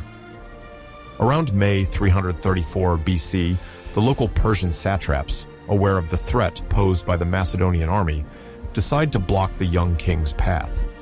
Despite the numerical inferiority of his troops compared to the Persian forces, Alexander leads a decisive charge with his cavalry of companions, quickly breaking the enemy resistance. This victory at the Granicus is much more than a tactical success. It opens the gates of Western Anatolia and allows Alexander to liberate or subdue Greek cities that were until then under Persian authority. Impressed by his triumph, several local communities immediately rally to him, hoping to benefit from the conqueror's favor.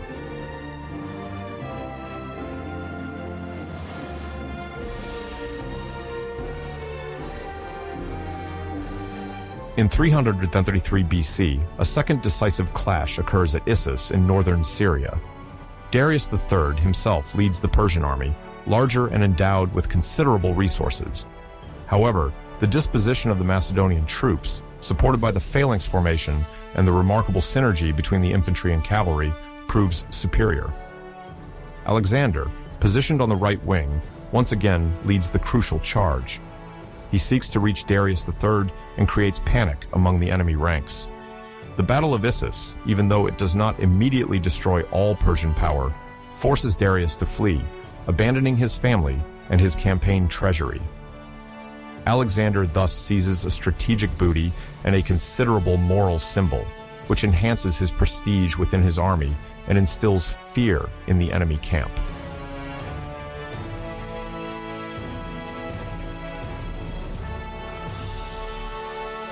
Building on this achievement, Alexander continues his journey towards the Levant and Egypt. The Phoenician cities, particularly Tyre, put up fierce resistance against him. The siege of this port metropolis, known to be impregnable due to its insular position and robust fortifications, lasts for many months in 332 BC. Alexander then constructs a causeway linking the mainland to the island to bring his siege artillery closer to the walls. After numerous naval and land battles, Tyre eventually falls, demonstrating the determination of the young conqueror. The capture of Tyre impresses the entire eastern Mediterranean and strengthens Alexander's resolve to subdue every Persian stronghold until Egypt.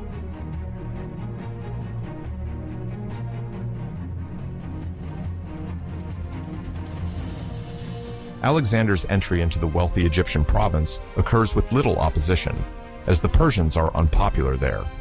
In 331 BC, he is welcomed as a liberator by the local populations, tired of Achaemenid domination. At the Temple of Amun in the Siwa oasis, the local priest recognizes him as the son of Amun, an honorary title that enhances his semi-divine aura in the eyes of many Egyptians and Greeks. This religious consecration is not insignificant. It fits into Alexander's strategy, aiming to consolidate his power by adapting to the beliefs and customs of the territories he conquers.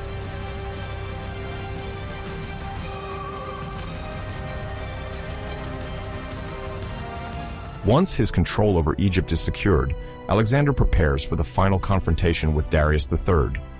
In 331 BC, he advances towards Mesopotamia and faces the Persian troops at Gaugamela, near Arbela, in present-day Iraq. This battle, considered one of the greatest feats of arms in antiquity, once again results in the rout of Darius's army. Historians of the time emphasize the Macedonian discipline, the tactical superiority of the phalanx, and Alexander's personal initiative as he always charges at the head of his cavalry. The Persian defeat at Gaugamela marks the end of organized resistance and opens the way to the fall of the Achaemenid Empire.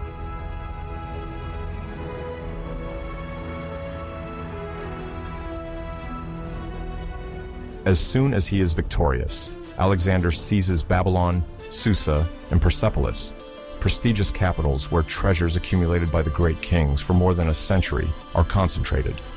The transfer of the Persian treasury to Babylon, immense and symbolic, illustrates the shift in power towards the Macedonians. Alexander also takes the opportunity to demonstrate a policy of respect towards local elites, at least initially, to assert his authority over the former Achaemenid territories. His ambition grows, and he begins to conceive of a syncretic empire, where Greek culture would blend with Persian traditions. His choice to make Babylon the temporary administrative center already shows a willingness to surpass the classical model of Greek city-states, thus redefining Hellenic political identity.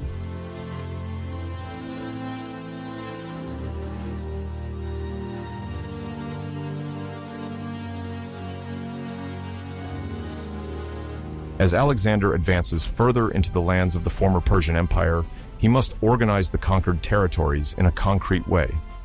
Traditionally, the great Persian kings delegated their authority in provinces called satrapies, each managed by a satrap responsible for taxation and military management. Alexander adopts this administrative model, but he introduces a major novelty. He appoints mainly Macedonians, sometimes surrounded by Greek advisors or local notables, at the head of these provinces. This is to ensure the loyalty of the new leaders while maintaining some continuity so as not to disrupt habits. However, this policy of installing Macedonian officials also has the effect of further diluting the traditional civic spirit of Greece. The cities, accustomed to autonomy, become mere regional entities within a much larger empire.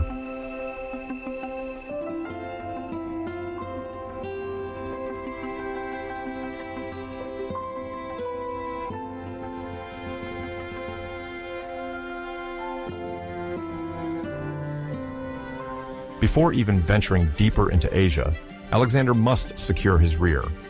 Greece, liberated in practice, does not always accept Macedonian hegemony.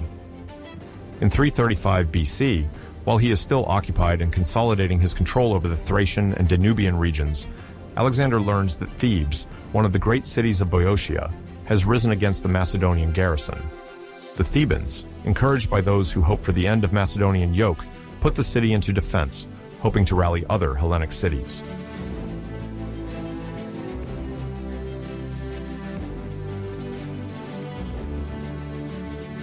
Alexander's reaction is swift. He crosses Greece with impressive speed and surrounds Thebes. Negotiations fail quickly because the new king wants to set an example to deter any further revolts.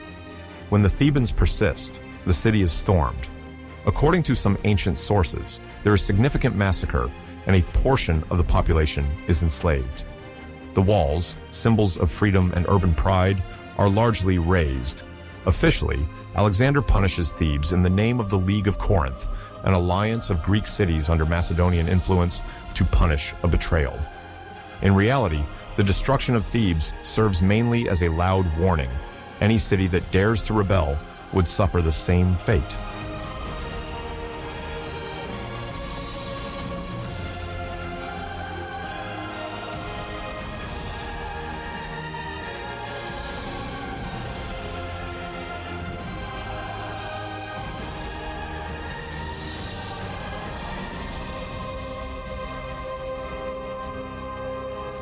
This brutal and final repression annihilates Theban power and imposes a climate of fear over the Greek world. Sparta, which remains fiercely independent institutionally, avoids directly challenging Alexander, aware of the massive military power difference. Athens, always a defender of Greek freedom, is careful not to openly provoke the new ruler, though its population does not always enthusiastically embrace this self-proclaimed protector. In a way, the fall of Thebes already heralds a profound transformation in the political power dynamics between the Greek cities and a monarch whose ambition increasingly shifts eastward, leaving ancient Greece in a subordinate position.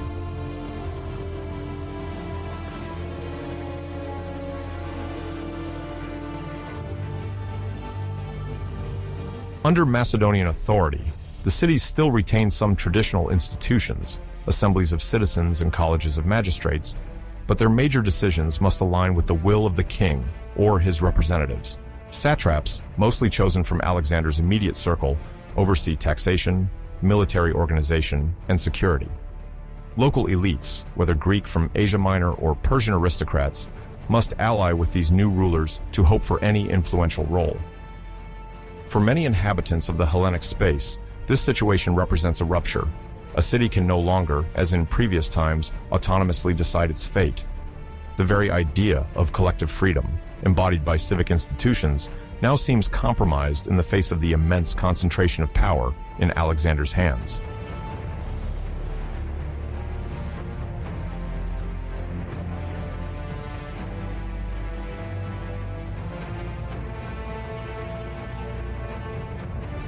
Throughout his campaigns, Alexander does not merely conquer militarily. He also lays the foundations of a new world, in which Greek culture spreads far beyond the Aegean Sea. Among the most famous creations is Alexandria in Egypt, founded in 331 BC near an ancient village named Rakotis on the Mediterranean coast. Initially envisioned as a military and commercial outpost, the city quickly becomes a cultural hub attracting merchants, both Greek and Egyptian, and arousing the interest of scholars in search of royal support. Its urban plan, focused on a rectilinear organization, already reflects the effort to synthesize Greek urban traditions with the agora, the street layout, and the strategic needs of a territory near the Nile Delta.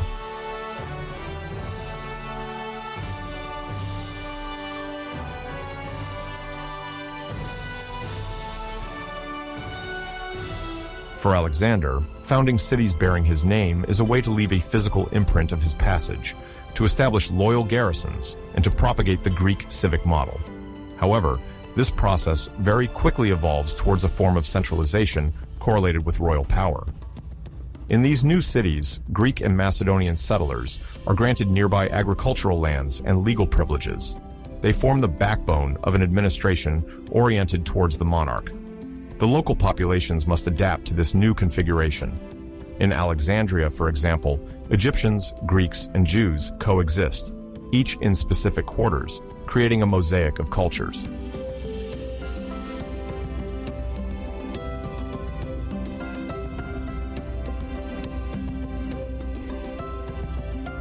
In Asia Minor and the Levant, other Alexandras or renamed cities develop.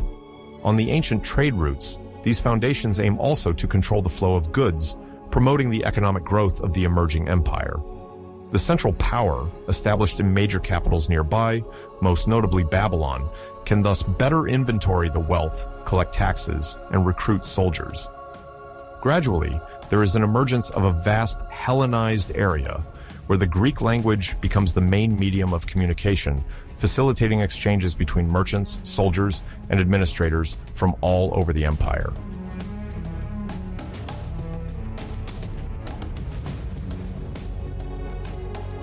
The movement of foundation of cities, while exporting the Greek model, also widens the gap between the traditional past of the old city-states and this new imperial world.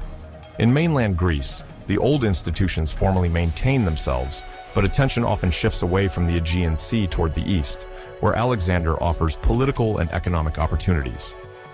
The intellectual elites, philosophers, sophists, historians, are drawn to the royal court, or by the prospect of finding patrons in the heart of these new urban centers. The power has considerable resources, from Persian treasures to pay and protect the scholars, artists, or engineers, thus encouraging a transfer of expertise out of Greece.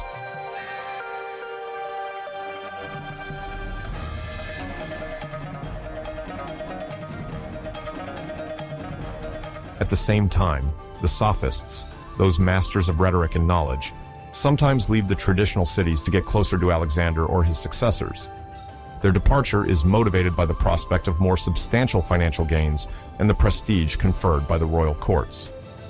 The Greek cities, already politically weakened, see these figures of culture and education, who embodied the essence of civic life as it could be conceived in Athens or Thebes in the 5th century BC, slip away. In this context, the role of the polis as an intellectual center declines in favor of the new imperial metropolises.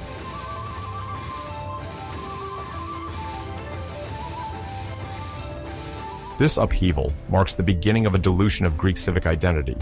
Citizenship, once the cornerstone of participation in public life, gradually loses its meaning in the face of the rise of monarchical power and the mixing of communities. The commercial and cultural rise of the East attracts talents, while the democratic, oligarchic, or mixed institutions of the city-states can no longer impose themselves as dominant models.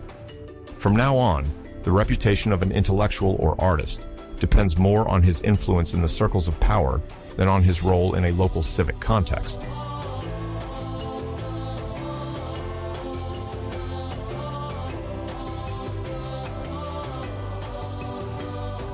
In this vast reorganization of the Greek world, Alexander begins to practice a form of reciprocal acculturation.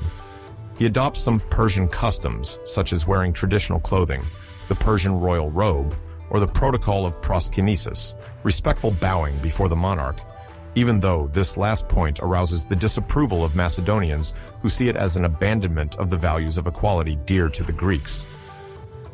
The administrative reforms and the integration of Asian troops into his army, alongside the foundation of these numerous new cities, contribute to forging a world quite different from the old Greek leagues.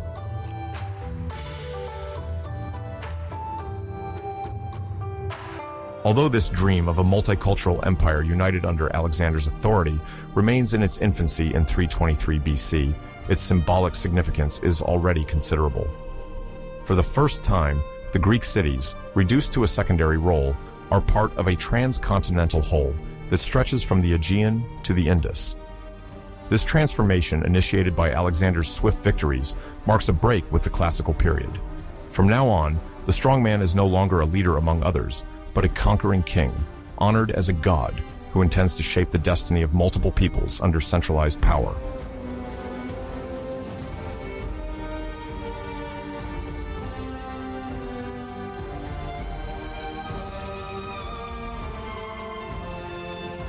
The urban horizon is redrawn. Alexandria, with its future lighthouse and legendary library, is only the first milestone in a network of cities designed as showcases of Macedonian power. The populations often find themselves intertwined, breaking the traditional frameworks of the polis. Caravan merchants, former Persian officials, Demobilized Macedonian soldiers and intellectuals in search of patrons now circulate across these conquered territories, fostering an unprecedented connection. The currency minted under Alexander, distinct from the classic drachma of the cities, serves as an instrument of economic unification, also spreading the new royal iconography over a vast area.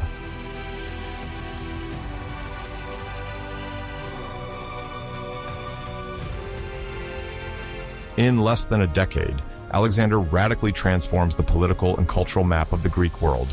From 336 to 323 BC, he destroys the Persian Empire, establishes numerous cities, reorganizes the satrapies, incorporates local elites, and exports Hellenic culture far from its initial cradle. Never before had such an expansion been achieved in so short a time. As Macedonian domination grows, the former idea of the sovereign city-state is relegated to the background. Revolts, such as that of Thebes, are crushed mercilessly. The central administration strengthens, and the literate elites yield to the opportunities offered by a new type of power, vertical and universal in its ambitions.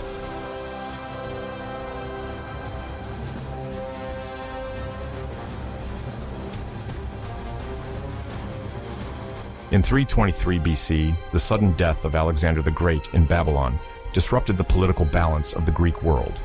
The cities, which had remained under Macedonian control since Philip II's victory at Chaeronea in 338, saw in this death an opportunity to emancipate themselves.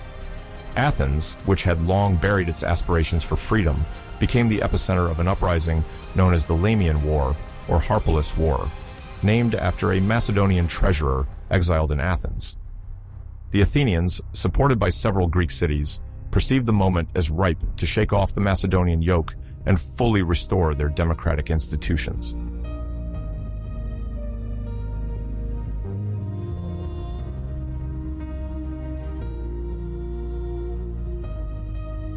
During the course of 323, encouraged by Hyperides, an influential orator fervently opposed to the Macedonians, Athens hastily raised an army. This new patriotic surge partly relied on the navy, once formidable during the classical era, and on the money recovered from Harpalus, who had fled with part of Alexander's treasure. Aware of the strategic geographical position of the city, the Athenians hoped to block Macedonian reinforcements coming from the north. They also called on their traditional allies in central Greece, notably the Aetolians, who were inclined to challenge Macedonian authority.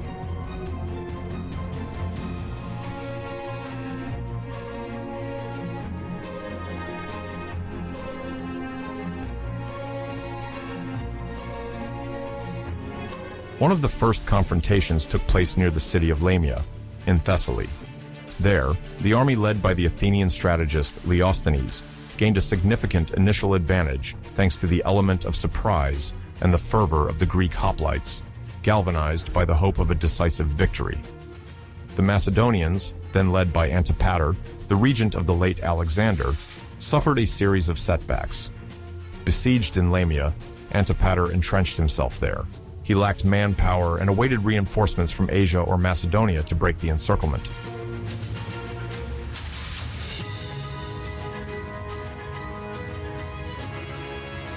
However, the Athenian situation weakened when Leosthenes was mortally wounded. Deprived of a charismatic leader, the Greek troops became demoralized. Antipater eventually received the promised support, particularly from mercenaries recruited in border regions. The balance of power shifted.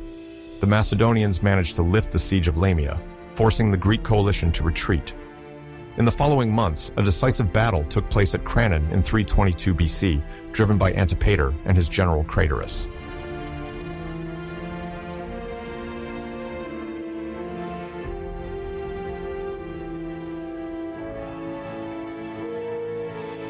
At Cranon, the Greek coalition army showed courage, but its lack of coordination, combined with the tactical superiority of the Macedonian cavalry, sealed its fate. The defeat was total. The cities allied with Athens quickly signed separate truces, leaving the Attic city isolated. This dramatic outcome marked the end of an era. Athens' already damaged democratic regime was now subject to Macedonian discretion. The victors imposed harsh conditions. Athens had to accept an oligarchy led by Macedonian supporters, expel or condemn orators deemed seditious, and host a foreign garrison within its walls.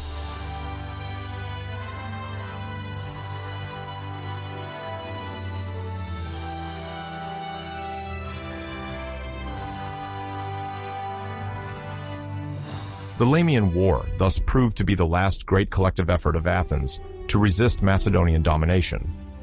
It symbolized the conclusion of a century of efforts to maintain political autonomy, initiated during the Persian Wars and continued through the Peloponnesian Wars. The dream of Greek independence was brutally extinguished in the crash of the defeat at Crete. In 322, the classical institutions of Athenian democracy, inherited from Pericles and Cleisthenes, ceased to exist in their traditional form. The assembly held only a limited role, and those who had imagined restoring Athens to its former glory were consigned to exile, like Hyperides, who was executed shortly after, or Demosthenes, who died under tragic circumstances on the island of Calaria. The city, torn and subjugated, then embarked on a new phase of its history, marked by compromises and successive submissions to the new masters of the Aegean world.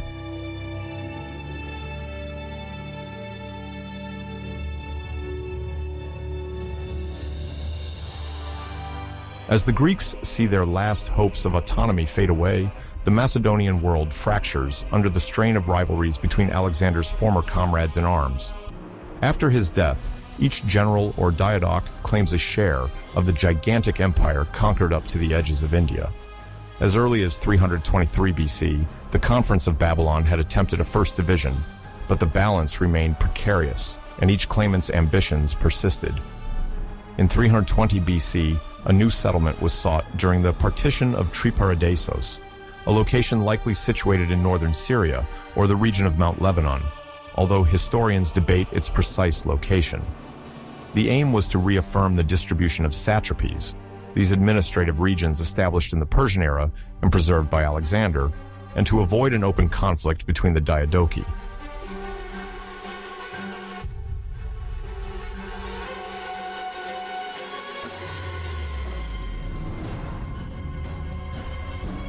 In Triparadisos, the essential figure is Antipater, now called the protector of the kingdom. His victories against Athens and the Greek coalition granted him a certain authority. Among the main protagonists are also Ptolemy, who controls Egypt from Alexandria, Seleucus, who inherits vast eastern territories stretching from Babylonia to Bactria, Lysimachus, established in Thrace, and Antigonus the One-Eyed, who seeks to establish his influence in Asia Minor. Cassander, Antipater's own son, claims a leading role in Greece, particularly in Athens, where he soon imposes his protectorate.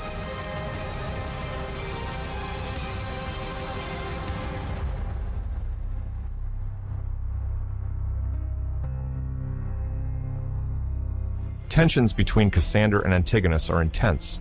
Cassander wants to maintain his authority over mainland Greece, strengthen his legitimacy, and perhaps establish a lasting dynasty. Antigonus, supported by his son Demetrius Poliorcetes, dreams of reconstituting the unity of Alexander's empire and establishing himself as the uncontested master of the Aegean world. The formal distribution at Triparadisos seeks to establish a truce by giving each a solid position. Ptolemy retains Egypt, Seleucus gets Babylonia, Lysimachus controls Thrace and part of Anatolia, while Antigonus takes Phrygia, Lydia, and Pamphylia. Cassander becomes the strategist of Europe, that is to say, the guarantor of order in Macedonia and Greece. However, this organization, meant to ease conflicts, only postpones the inevitability of fratricidal wars among the diadochi.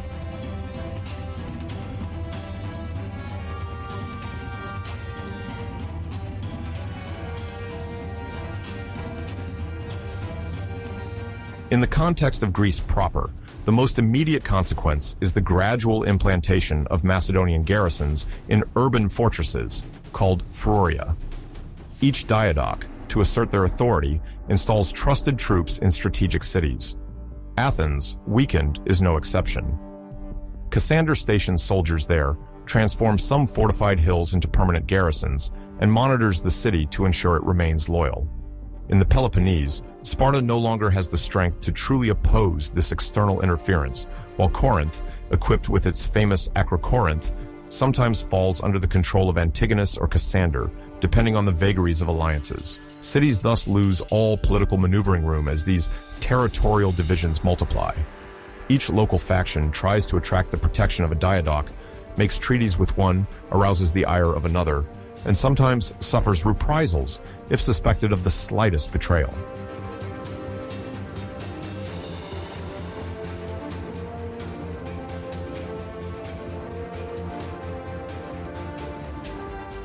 The partition of Triparadisos is thus not a lasting solution. It is rather an intermediate milestone towards new conflicts that will crystallize, for example, during the great confrontation between Antigonus and the coalition formed by Seleucus, Lysimachus, and Cassander from 316-301 BC. Amidst these incessant struggles, the Greek cities, reduced to mere pieces on the diadoches chessboard, must accept a new world where their interests are secondary to those of the powerful successors of Alexander. Ideas of democracy or autonomy do not disappear completely, but they are being eroded by the policy of garrisons and the constant presence of sometimes foreign administrators.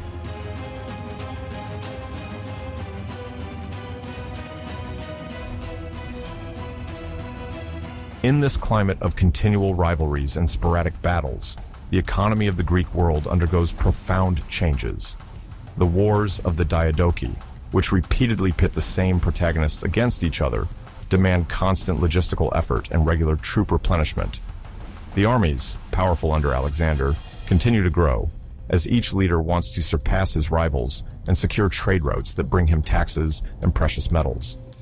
The battlefields move from Asia Minor to Mesopotamia, from the Phoenician coasts to the plains of Macedonia. The Greek cities, situated at the crossroads of these conflicts, must finance occupying garrisons or pay tributes to one diadochus or another to ensure a fragile protection.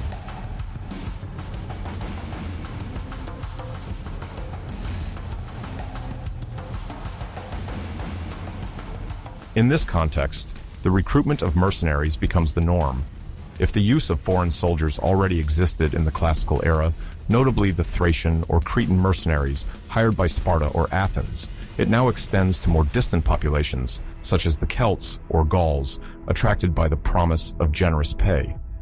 The Gauls, known for their bravery and military versatility, sell themselves to the highest bidder and do not hesitate to switch sides based on circumstances.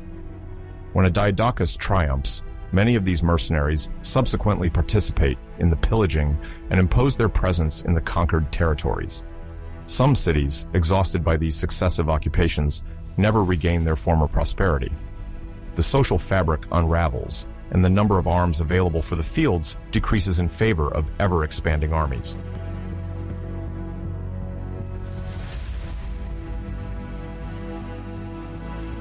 On the monetary front, the shortage of silver becomes acute in several regions, notably in Attica. Athens, forced to pay indemnities to avoid reprisals or to buy relative leniency from the Macedonian authorities, sees its silver reserves, once enriched by the Laurian mines, drastically reduced. The minting of copper coins traditionally used for small transactions becomes widespread. This intensive use of copper is not without consequence. The price of this metal skyrockets, causing rapid inflation. The prices of basic necessities rise, making life difficult for the majority of the inhabitants. Merchants and artisans in particular suffer from an unstable market, while farmers, selling their products to impoverished cities, receive only depreciated and widely emitted coins in return. This situation feeds a vicious circle. The more copper money floods the market, the more it devalues, and the more it is necessary to mint to cover public or military expenses.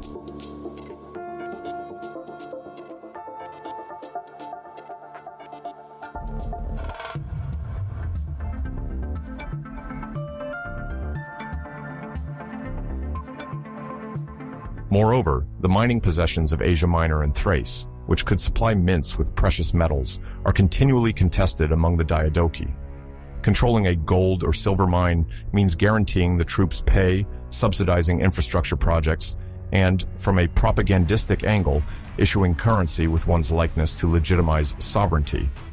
Thus, Ptolemy abundantly exploits the resources of Egypt and nearby caravan routes in Canaan, while Seleucus benefits from the eastern expanse to access new deposits, when not threatened by rebellious satraps.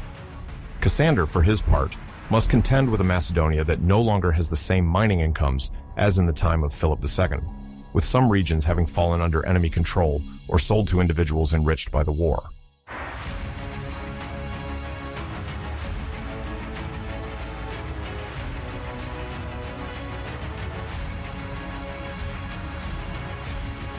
The constant concern to finance military campaigns also leads to the multiplication of extraordinary taxes. The cities, summoned to contribute, become exhausted. Sparta, once proud and intensely protective of its independence, is forced to pay occasional tributes or provide provisions for passing Macedonian armies. The farmers, already struggling to feed their own families, must resign themselves to delivering part of their harvests. The wealthiest of the Hellenistic cities, such as Rhodes, try to remain neutral as much as possible and rely on their merchant fleets to maintain a certain financial balance. Rhodes, renowned for its free port and mastery of navigation, maintains significant trade relations with Ptolemaic Egypt, allowing it to navigate the Diadochi conflicts with fewer damages. Athens, on the other hand, bruised by its defeat in the Lamian War, no longer has the influence of yesteryears to impose maritime taxes or set the conditions for exchanges.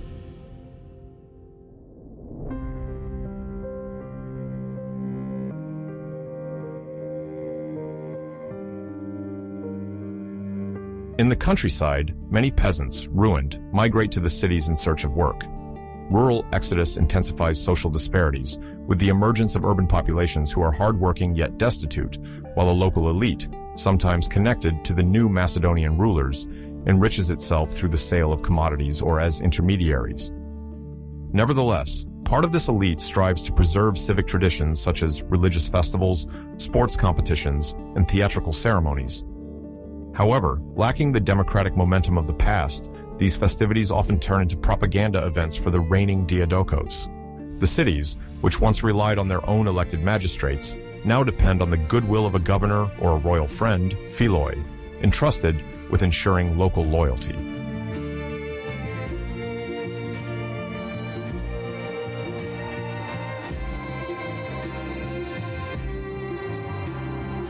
In the period extending approximately from 276 to 200 BCE, the Greek world undergoes significant political and cultural upheavals.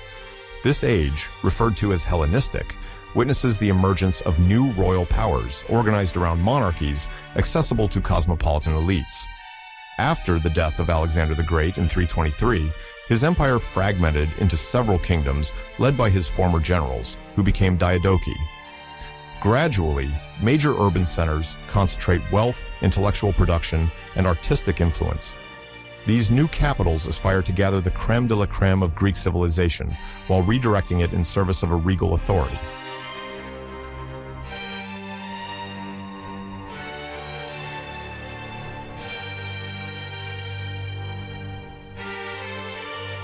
The Hellenistic period is marked by the rise of three major kingdoms, each striving to construct a capital capable of rivaling the ancient glory of Athens.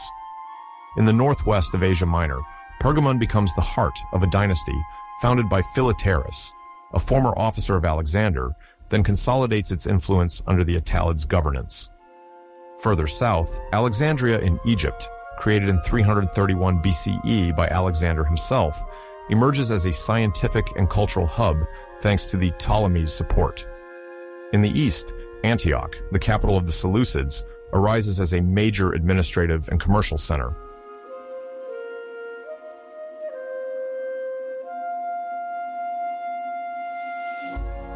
Pergamon, located in what is today Turkey, is particularly distinguished by its monumental acropolis and by its library, which seeks to rival that of Alexandria.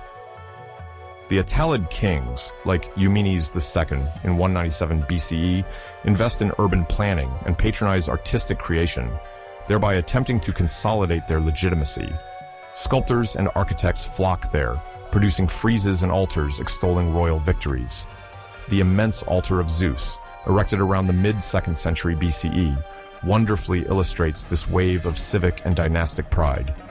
Pergamon thus becomes a city of growing prestige, able to attract Greek intellectuals and artists.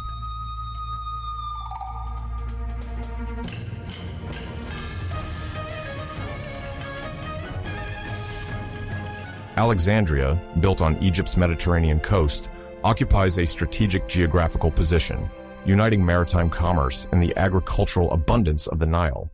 Under Ptolemy Thars in 305 BCE and his successors, the city hosts the famous library and the museum, institutions dedicated to research, text compilation, and the study of natural sciences. Scholars like Eratosthenes, who almost precisely calculates the Earth's circumference in the 3rd century BCE, work there tirelessly. This scientific effervescence is accompanied by a flourishing artistic patronage. Poetry, astronomy, and mathematics benefit from the patronage of the Lagid kings, eager to affirm their universal stature.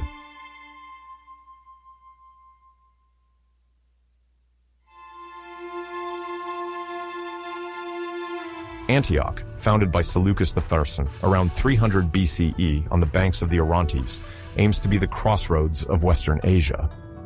The city thrives on commercial exchanges linking the Eastern Mediterranean to Mesopotamia. The Seleucids, aware of the need to rely on dynamic urban elites, encourage demographic growth and the establishment of Greek settlers. Public buildings like vast porticos and theaters testify to the Hellenization effort driven by the monarchy. Antioch thus becomes a cosmopolitan hub, blending Oriental heritages and Greek traditions, notably visible in its decorative art and civic institutions.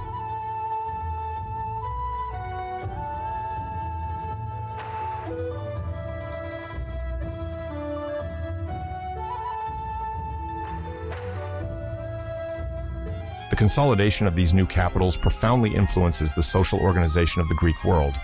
The old city-state models, centered on the sovereignty of free citizens, gradually weakened due to the dominance given to Hellenistic monarchies. Kings, seeking to legitimize themselves, adopt the practice of euergetism, finance large constructions, sponsor games, and support cultural life, thus setting themselves up as benefactors. This targeted generosity often results in the construction of gymnasiums intended for young men, places where athletic training, civic education, and literary instruction intermingle, key elements of the Greek paideia.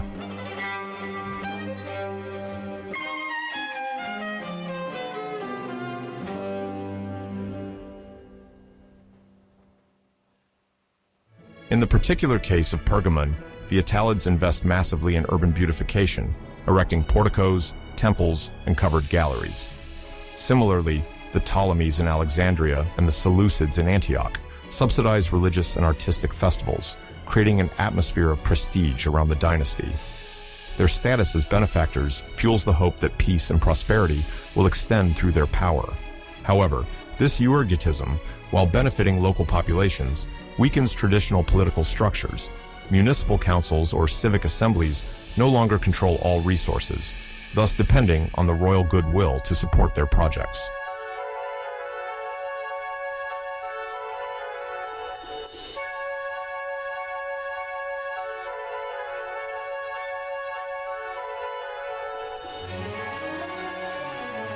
In the face of this interested generosity, many small Greek cities retreat into themselves. Far from the dynamic rush of Athens in the 5th century BC, they find themselves under the supervision of garrisons or administrators sent by distant sovereigns. The right to mint coins, once a symbol of political freedom, is often restricted. Local magistrates continue to exist, but they must contend with powerful royal officials.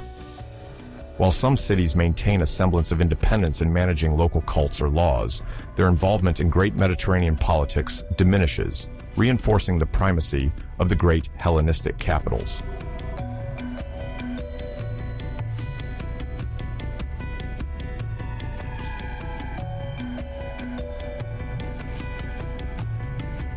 Parallel to these institutional upheavals, a major intellectual movement emerges, often referred to as the philosophy of disenchantment. Confronted with the fragility of cities and the overwhelming weight of kingdoms, many thinkers gradually turn away from a political life deemed uncertain, even useless.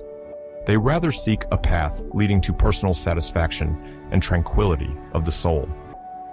At the turn of the 3rd century BC, two major schools emerge in this context: Stoicism, founded by Zeno of Citium, and Epicureanism, advocated by Epicurus, each offering a form of response to existential anxiety.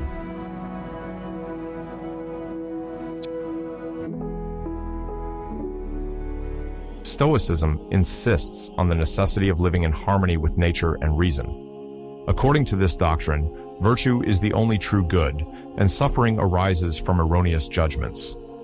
For Stoics, the ideal city is no longer necessarily the democratic polis, but rather the vast universal community of rational beings. Citizens of the world, they advocate indifference to external circumstances, whether it be war, fortune, or even the grip of kings.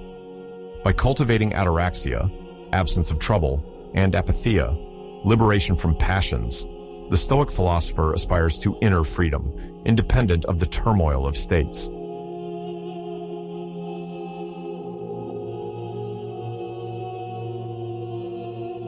On the other hand, Epicureanism values the pursuit of measured pleasure and the avoidance of pain as central principles.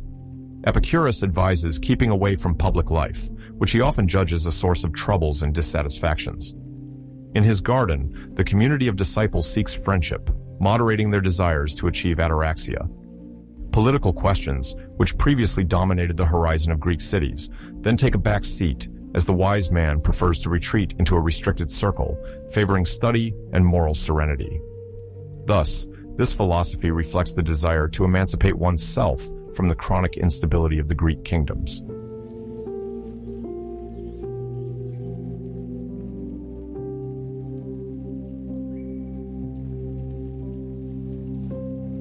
A fascinating archaeological discovery bears witness to the extent of scientific knowledge conveyed by these Hellenistic networks, the famous Antikythera mechanism. Dated between 150 and 100 BCE and salvaged from a shipwreck off the Greek island of Antikythera, this complex object, often considered the first analog computer, was used to calculate astronomical movements. Minutely machined gears allowed for the prediction of eclipses and the tracking of the cycle of the Pan-Hellenic Games. Its existence confirms the extraordinary technological sophistication achieved by certain Greek scholars who worked in laboratories supported by the wealth of Hellenistic kings.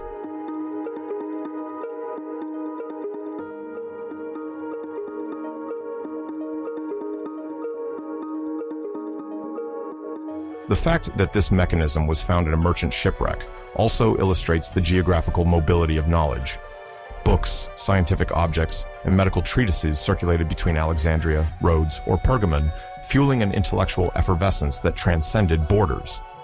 Yet, this heritage remained confined to relatively small circles of specialists, trained in philosophical schools or supported by royal patrons.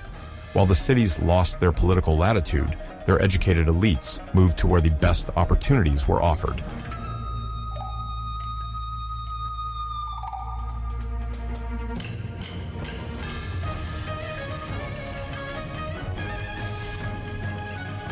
In the first half of the 3rd century BCE, Rome gradually established itself as an essential power in Italy and began expanding its influence beyond the peninsula. At the same time, the Kingdom of Macedonia, then ruled by the Antigonid dynasty, worked to maintain its supremacy in Greece and the surrounding regions.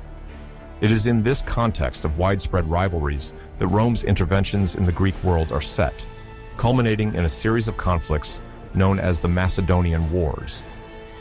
Between 215 and 168 BCE, 3 distinct wars marked a decisive turning point for Macedonia and, by extension, for the entire Hellenic world.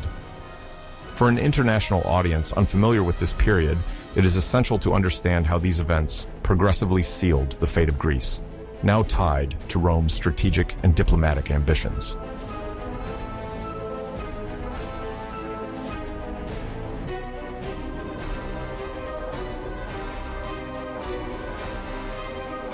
In 218 BCE, the Second Punic War erupted between Rome and Carthage. Hannibal Barca, the Carthaginian commander known for his audacity, led his troops across the Alps in the hope of dealing a fatal blow to Roman power. While the Roman legions strove to contain this major threat in Italy, other fronts opened. Rome quickly sought to secure its trade routes and prevent any hostile intervention on its eastern flanks. It is within this framework that the first official contact between Rome and the region of Illyria occurs, situated on the eastern coast of the Adriatic, part of modern-day Albania and the Balkans.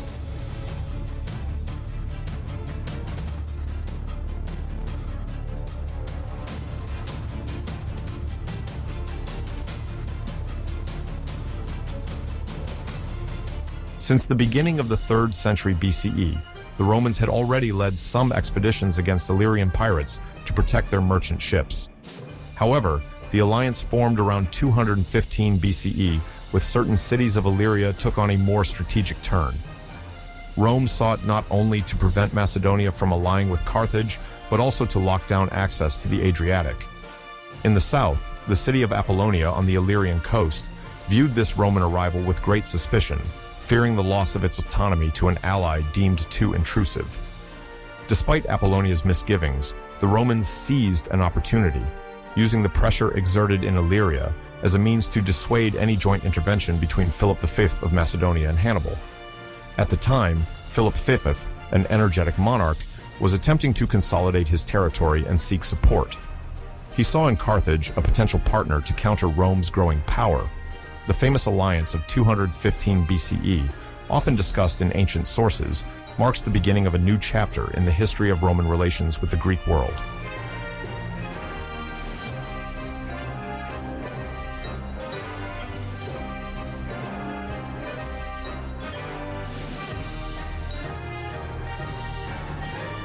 In reality, this first Roman collaboration with certain Illyrian communities does not yet reflect a systematic intention to conquer the Aegean world. Rome is more motivated by the need to neutralize any threat during the Second Punic War. Thus, the troops stationed in Illyria are not considerable, but they are sufficient to maintain pressure on Philip V.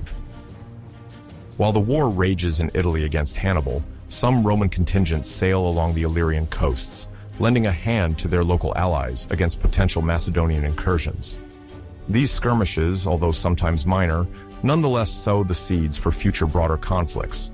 The Romans, in fact, gradually discover the weaknesses and internal divisions of the Greek world, which will fuel their future ambitions in the region. For the time being, Rome's priority remains to triumph over Carthage, but the opportunistic alliance in Illyria opens the way to increasing interference in Greek affairs.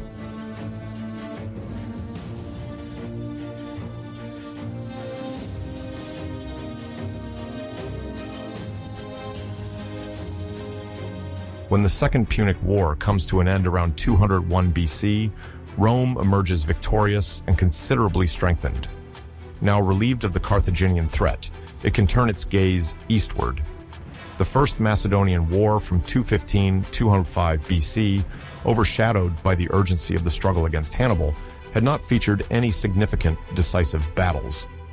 It ended with the Peace of Phenice in 205 BC, a treaty that allowed Philip V to retain certain gains while temporarily calming tensions with Rome. This peace, however, remains fragile. Grievances persist on both sides, and several Greek cities view Macedonia with suspicion. Philip V, to strengthen his position, turns towards the Aegean and tries to expand his sphere of influence. His maritime and territorial ambitions then alarm nearby Hellenistic powers like Pergamum and Rhodes, whose commercial fleets feel threatened. Seeing an opportunity to counter Philip V and secure Roman aid, these cities call on Rome for assistance.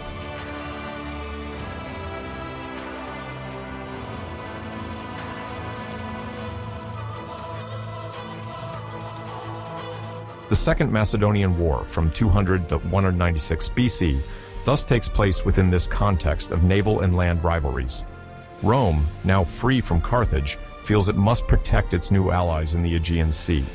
The Roman senators, encouraged by certain political factions that desire expansion in the east, launch a military expedition. The Roman armies, led by experienced generals, reach Greece and form partnerships with various cities, such as Athens, traditionally jealous of Macedonian influence. It is a brief war, but with significant consequences. The Battle of Cynocephali in 197 BC marks a turning point. The Macedonian phalanx, reputed invincible since Alexander the Great's conquests, clashes with the tactical flexibility of the Roman legions.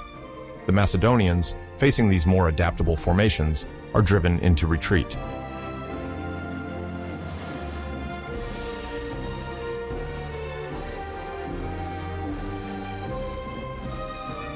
In the wake of this Roman victory, a new power dynamic is established in Greece. Titus Quinctius Flamininus, a Roman consul sent to the region, becomes the champion of the freedom of Greek cities against Macedonian hegemony.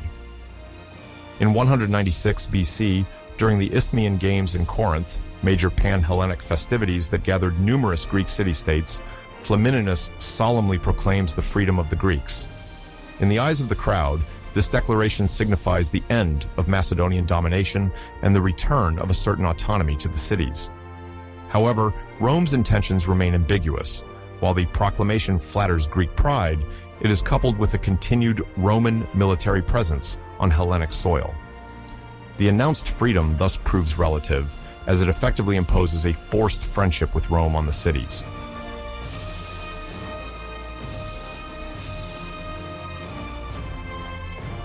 This Second Macedonian War also resulted in the severe restriction of Philip the Ephraim's power. He had to surrender his fleet, accept war indemnities, and abandon his foreign territories. Roman diplomats actively set about redrawing the map of Greece, rewarding certain allied cities, or punishing those that remained loyal to Macedonia. The repercussions of this war would be felt for a long time, as it inaugurated the system of asymmetric alliances that Rome would exploit for decades to consolidate its grip on the Eastern Mediterranean. Diplomatic contacts multiplied, and the Roman Republic was increasingly perceived as the arbitral power, authorized to settle regional disputes between Greek cities. Thus, the First and Second Macedonian Wars laid the groundwork for enduring Roman influence, even though the illusion of regained freedom still allowed some cities to believe in their independence.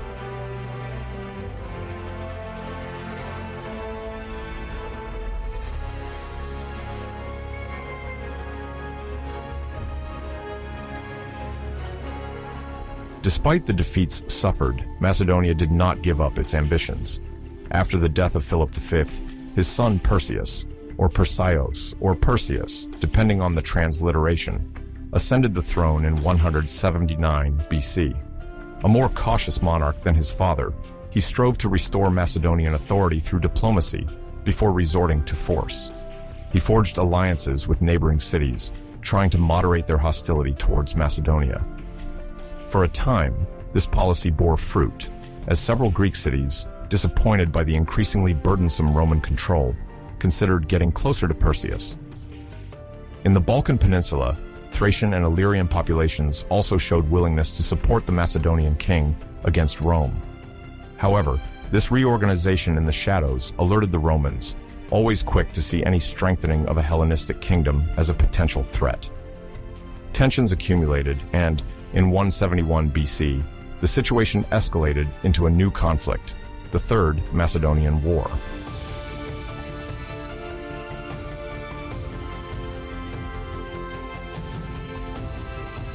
At the onset of this war, Rome did not immediately engage in pitched battles. Diplomatic negotiations took place while discreetly preparing the legions. Perseus sought to rally as many Greek cities as possible, hoping to reassemble a united front against Roman expansion. Although weakened, Macedonia maintained a competent army whose core remained the valiant phalanx. The Macedonian cavalry, heirs of a tradition dating back to Philip II and Alexander the Great, also constituted a formidable force. In the early stages of the conflict, Perseus achieved a few limited successes. However, the Romans, benefiting from solid logistics and almost unlimited resources, refused a frontal confrontation until they were assured of having undermined Perseus's support.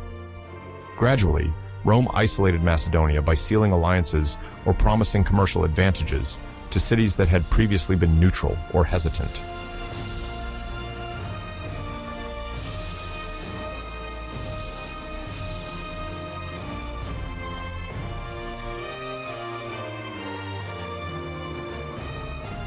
The climax came in 168 BC at the Battle of Pydna in southern Macedonia. For an international observer unfamiliar with the military specifics of the time, it is crucial to understand what will unfold on the battlefield. The Macedonian phalanx is a dense formation of heavily armed infantry trained to wield the sarissa, a long spear over 5 meters long. This tactic had once allowed Alexander's armies to triumph over numerically superior forces. It requires, however, perfect cohesion and favorable terrain. The Roman legionaries, on the other hand, wield more versatile equipment: the pilum javelin, gladius short sword, and a large shield scutum that allow for maneuverability. Arranged in maniples, small tactical blocks, they can quickly reorganize according to the evolution of combat. At Pydna, the uneven terrain created disruptions in the tight ranks of the phalanx. The spears became disordered, creating gaps which the Roman soldiers exploited. Roman officers immediately took advantage of these breaches, dividing the Macedonian mass and sowing panic.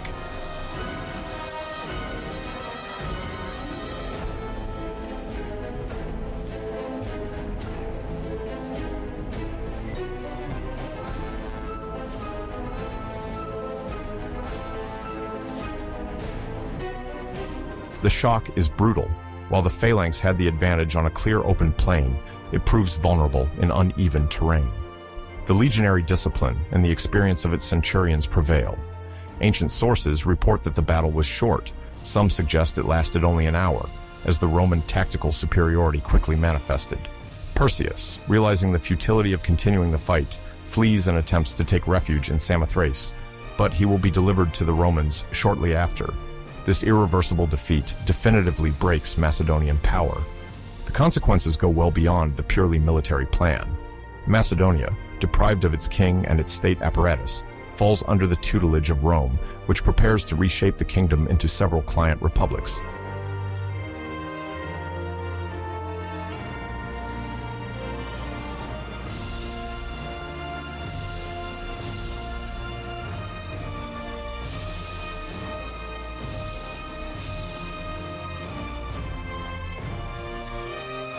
In the weeks and months following Pydna, Rome conducts vigorous reprisals against the Macedonian elites deemed responsible for the war.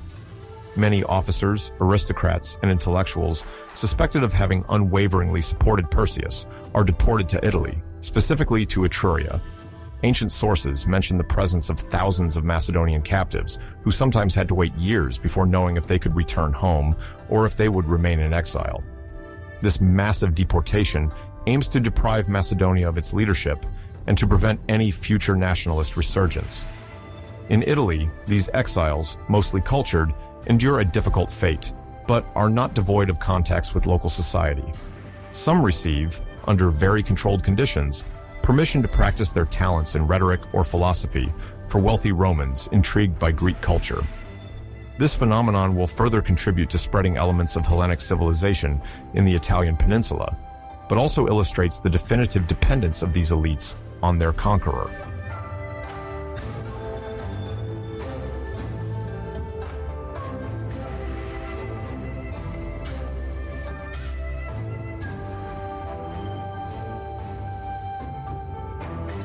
For Rome, the victory at Pydna is not only a military triumph, but also a decisive step in its march toward the domination of the entire Mediterranean East. The Republic demonstrates, with this victory, that the Roman legion now surpassed the phalanx, once considered the invincible instrument of Macedonian sovereigns. In the Greek world, the news spreads quickly and arouses fear and resignation. For the cities that could still hope for a balance between Rome and Macedonia, the illusion collapses. Henceforth, any semblance of independence must contend with the reality of a stable, armed, and influential Roman presence. From a political standpoint, Roman senators consult to set drastic peace conditions that, in practice, assign Macedonia the status of a dependent territory without diplomatic freedom. Thus ends the Third Macedonian War. Despite past promises of Greek freedom, Rome imposes its law on Greece and what remained of royal Macedonia.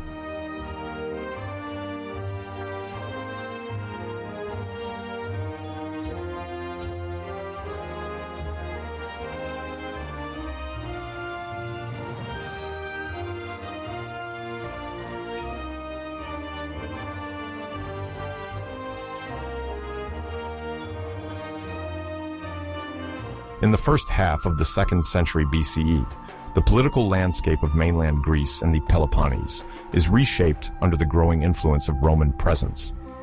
The city-states, still aspiring to preserve their independence, strive to ally or regroup to face the new threats and maintain a semblance of cohesion. The Achaean League, a confederation of cities in Achaia, a region located in the north of the Peloponnese, emerges as a leading force in this quest for unity.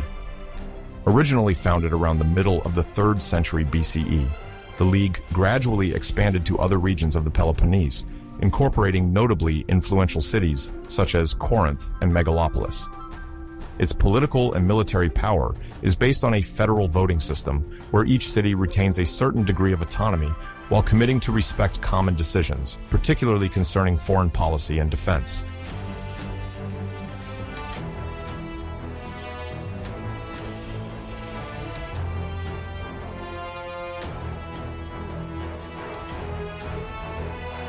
It is in this context that tensions with Sparta, a historic rival and feared military power, gain momentum again. The Spartans, long dominant in Laconia and proud of their military tradition, find themselves facing the rise of a new regional reality. The Achaean League seeks to establish a pan-Peloponnesian solidarity, while Rome, increasingly present in Greek affairs, tries to maneuver to secure its own strategic advantage.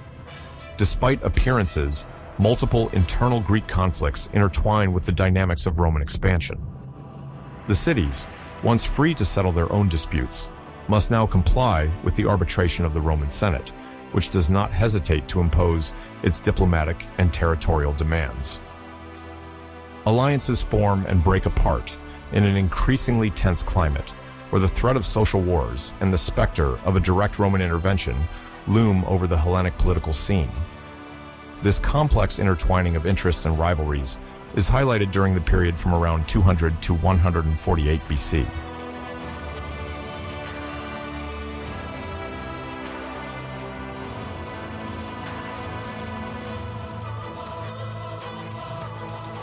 The conflict between the Achaean League and Sparta is one of the most significant episodes of this era.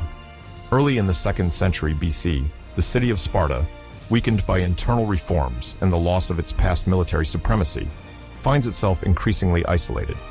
However, it remains an indispensable symbolic power.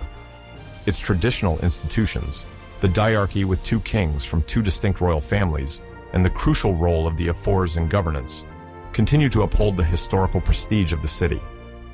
However, its warrior aura clashes with the rise of the Achaean League, whose stated goal is the peaceful and collective unification of the Peloponnese.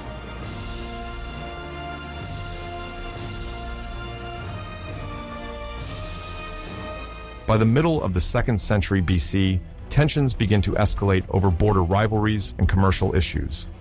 The city of Sparta, which needs to address certain economic needs, seeks to appropriate or control border territories belonging to the Achaean League. The Achaeans, eager to defend the integrity of their confederation, perceive this initiative as a direct aggression. Gradually, the disputes lead to a series of sporadic confrontations, sometimes accompanied by minor skirmishes. Symbolically, the Achaean League intends to assert its primacy over the entire peninsula, while Sparta wishes to preserve its autonomy or even restore its lost influence.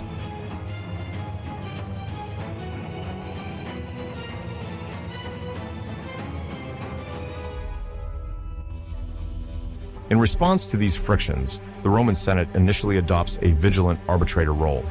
Rome seeks primarily to stabilize the region to maintain safe trade routes and to prevent any conflict hotspots from spreading beyond the Peloponnese. Roman emissaries repeatedly summon representatives of the League and those of Sparta to untangle mutual grievances. However, the idea of increasing Roman interference is not well received by all Greek cities, and some members of the Achaean League consider it necessary to resolve this dispute by force, or at least through a purely Hellenic solution.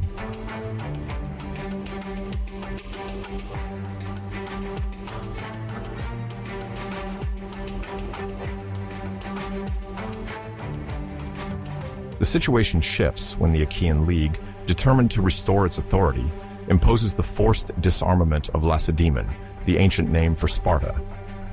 This act, felt as a profound humiliation by the Lacedaemonian city, involves confiscating a significant portion of armaments and prohibiting the raising of new Spartan troops.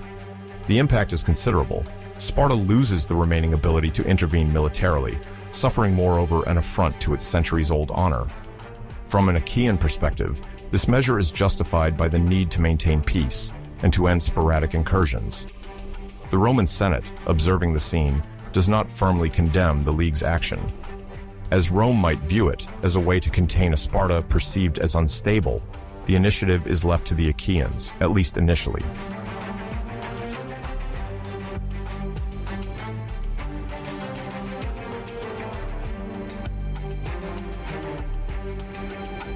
In this climate, Athens finds itself in a delicate position.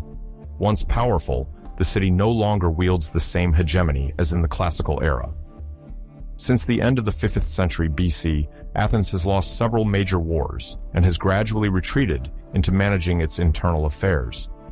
At this pivotal time, the city strives to maintain a relative neutrality, especially after some of its leaders concluded a protection agreement with Pergamon, a major kingdom in Asia Minor, then ruled by the Attalid dynasty.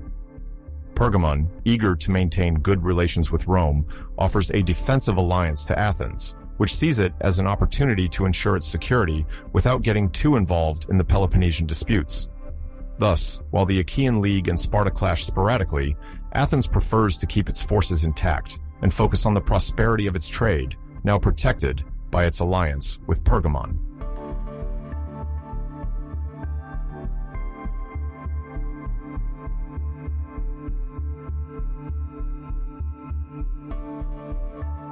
In the end, the Achaean-Spartan conflict, marked by the disarmament of Lacedaemon, demonstrates the Achaean League's desire to impose its political model in the region. However, this desire encounters the ambiguity of Roman arbitration, which remains present without fully intervening. The Spartan resentment, deeply rooted after this humiliation, does not disappear. The foundations for a future escalation of tensions, both internal and with Rome, are definitely laid.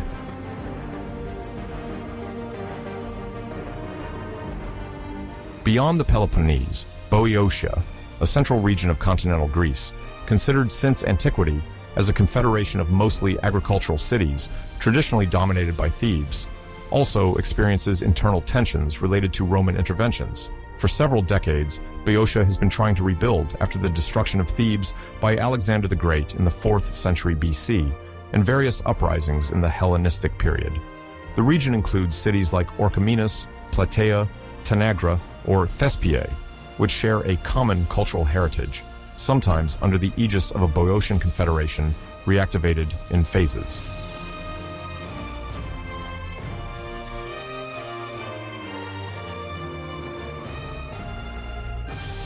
However, from the 2nd century BC onwards, Boeotia's geographical position, located at the gates of Attica, and thus on the road leading from the north of the country to the southern cities, makes it crucial for any power wishing to control continental Greece. Rome, following its military campaigns against Macedonia, begins to station troops and dispatch envoys tasked with supervising the balance between different Greek leagues or confederations. In this context, Roman officials in the Senate want to prevent Boeotia from aligning with powers deemed hostile or becoming a hub of unrest that could destabilize the region.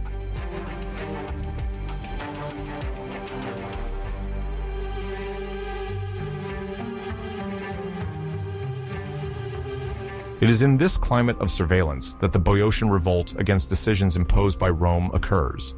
Several Boeotian cities, concerned about their autonomy being eroded, rise up and form a protest movement against the border arbitrations dictated by the Senate. Indeed, Rome has begun drawing new lines separating the territories of the cities, allocating some domains to stable allies or communities deemed more reliable. In other cases, it imposes financial compensations on the Boeotians for disputes that Thebes, for example, maintained with its neighbor Orchomenus. These arbitrations, theoretically aimed at ensuring peace, appear to many Greeks as Roman domination disguised as acts of justice. The cities feel forced to accept territorial delimitations that sometimes favor their enemies or trample on old traditional rights.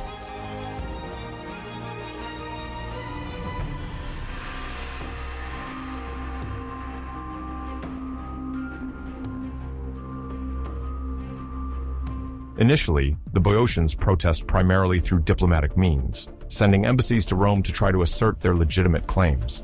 But the slowness of the process and the impression that the Senate handles these matters according to its own interests provokes strong discontent. Gradually, this resentment transforms into open revolt in some cities, where groups of citizens attack Macedonian garrisons inherited from older alliances or refuse to pay the taxes imposed by the new treaties. The conflagration does not reach the scale of a great war, but it is serious enough to worry Rome and lead it to dispatch additional military forces to the vicinity. The Roman emissaries, vexed that their authority is being questioned, threaten to use harsher means of repression if Boeotia does not comply.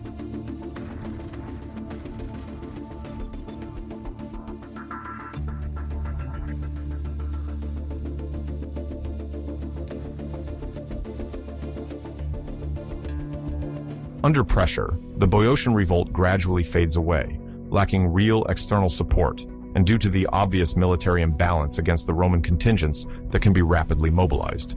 Nevertheless, the legacy of these senatorial arbitrations significantly increases the distrust of many Greeks toward Rome. The population, which considered itself the proud inheritor of ancient civic freedoms, now feels constrained by political and territorial decisions dictated from abroad. This climate of suspicion will be decisive in future events, as some cities still seek a path to independence, albeit without the means to resist the Roman military power.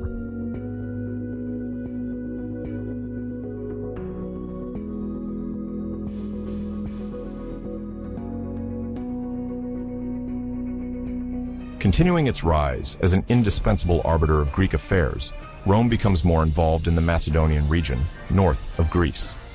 Macedonia, which was the homeland of Alexander the Great's conquests, has lost much of its glory since the breakup of the Alexandrian Empire and the subsequent internal struggles.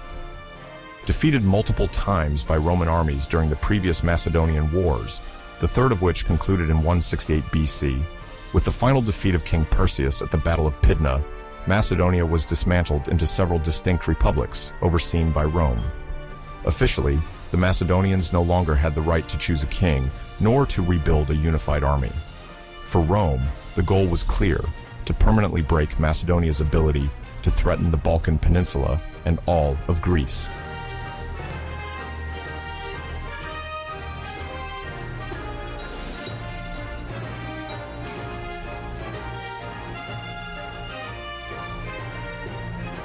In this context, the figure of Andriscus emerges, a man whose exact origins remain mysterious. Around 149-148 BC, he proclaims himself Philip VI, claiming to be the illegitimate son of Perseus, the last king of Macedonia. He asserts he has legitimate rights to the throne and promises to restore Macedonian grandeur.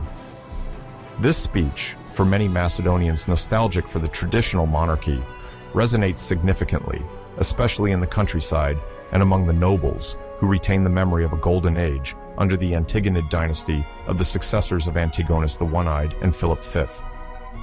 Quickly, Andriscus gathers a motley crew composed of local supporters and mercenaries driven by the hope of pay or plunder.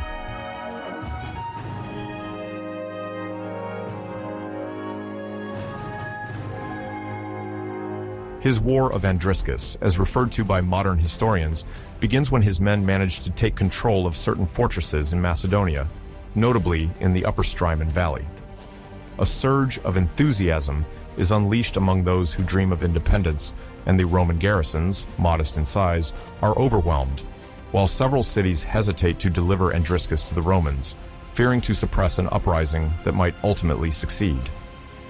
Taking advantage of the unrest, Andriscus then seeks to extend his influence further south, trying to rally dissatisfied Greeks under Roman rule, both in Boeotia and Thessaly. His objective is clear: to reconstitute a Macedonian kingdom capable of once again threatening Roman supremacy in Greece.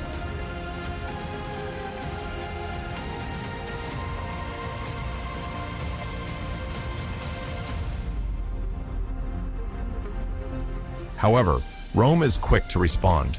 Determined to prevent the resurgence of a Macedonian monarchy, it sends a strong expeditionary force under the command of an experienced praetor.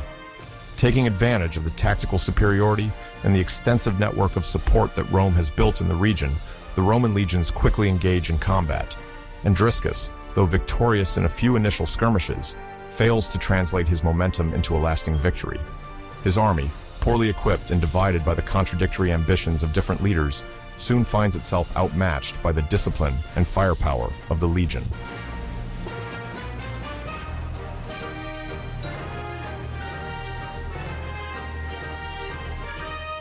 When Roman troops invade Macedonia, Andriscus attempts to retreat, hoping to escape capture. His aura of royal legitimacy dissipates once the Romans gain the upper hand. Many of his supporters abandon him, either to negotiate their own pardon or out of fear of retribution. According to ancient accounts, Rome leaves no ambiguity. Macedonia must remain subjected to Roman authority, and any attempt at monarchical restoration is subject to severe repression.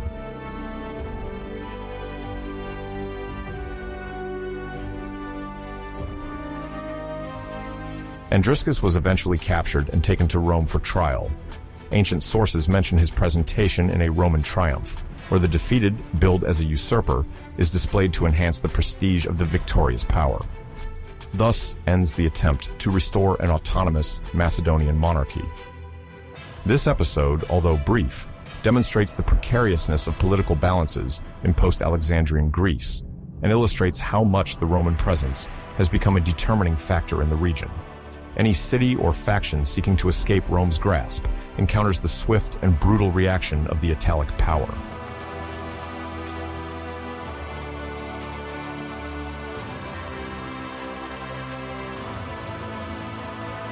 The end of Andriscus's war, generally dated to 148 BC, thus seals the fate of Macedonia.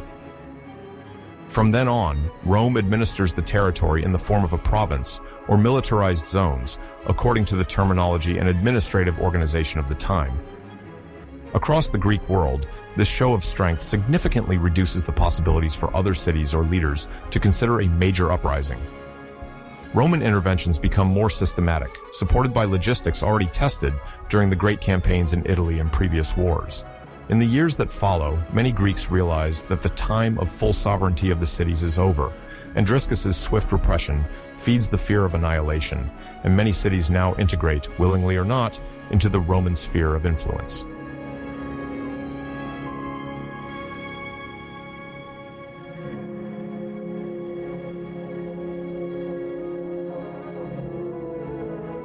In the year 146 BC, the city of Corinth found itself at the heart of a major conflict opposing the Achaean League, which grouped several city-states in the Peloponnese to the rising power of the Roman Republic. Once, Corinth enjoyed an enviable geographical position, perched on the isthmus connecting northern and southern Greece.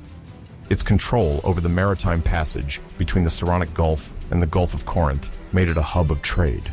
The port of Lycium on the north coast and that of Centrae on the east coast assured it lasting prosperity, thanks to the exchange of goods with various regions of the Mediterranean.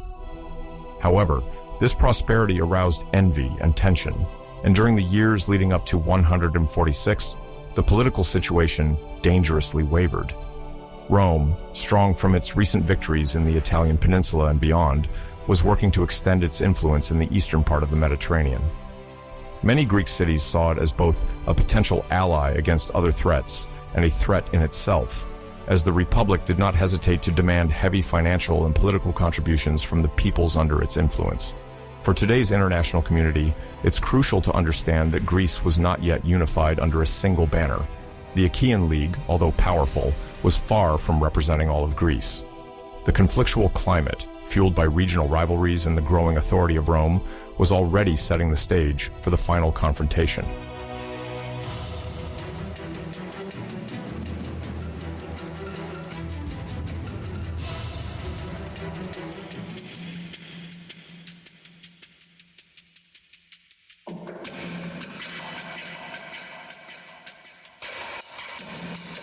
The immediate causes of the conflict that led to the destruction of Corinth in 146 mainly revolve around economic difficulties and diplomatic tensions.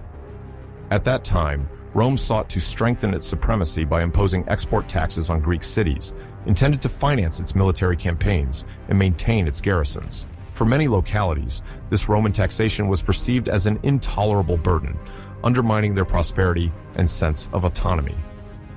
Meanwhile, a quarrel erupted between the Corinthians and the inhabitants of Delos, another thriving commercial center in the Aegean Sea. According to ancient sources, the confrontation was about port competition and possible customs advantages that the Romans might have granted to Delos, to the detriment of other trading cities. Corinth, believing it was being wronged, accused Delos of taking advantage of Roman benevolence to increase its revenues. This economic tension, exaggerated by the pride of local elites, degraded the already fragile relations between the Achaean League and the Republic.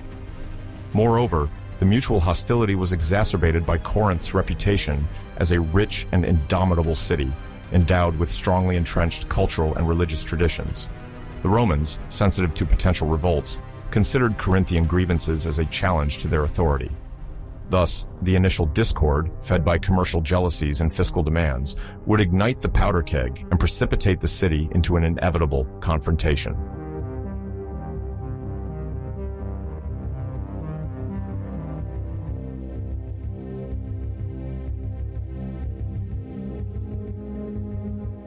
When hostilities broke out between the Achaean League and Rome, Corinth quickly became the epicenter of the confrontation. Leading the Roman forces sent to the field, Lucius Mummius was tasked with carrying out a punitive campaign against the rebellious city. His mandate was clear: definitively subdue the city, neutralize its military capability, and put an end to any symbol of revolt. The Roman armies, known for their discipline and organization, penetrated Corinthian territory by setting up a methodical siege. Despite the bravery of some Greek contingents, the resistance could not stem Mummius's advance, who benefited from considerable resources and solid expertise in strategy. According to accounts by the historian Polybius, a partial witness to the events, the final assault on Corinth was as swift as it was brutal. The legionaries managed to breach the defenses after a series of maneuvers intended to divide the enemy troops. Once the walls were breached, the victors engaged in a systematic sack of the city. From religious edifices to private homes, nothing was spared. Fire ravaged the residential districts, and the smoke, according to tradition, could be seen from afar by travelers coming from Athens. Artisans and work-capable inhabitants were deported en masse, sometimes reduced to slavery. It was during these plunderings and destructions that Polybius describes the episode of the vase bearing the inscription Achtung, an anachronistic word that reflects the eclectic loot seized by the soldiers. Many cultural treasures vanished, taken or destroyed in the chaos.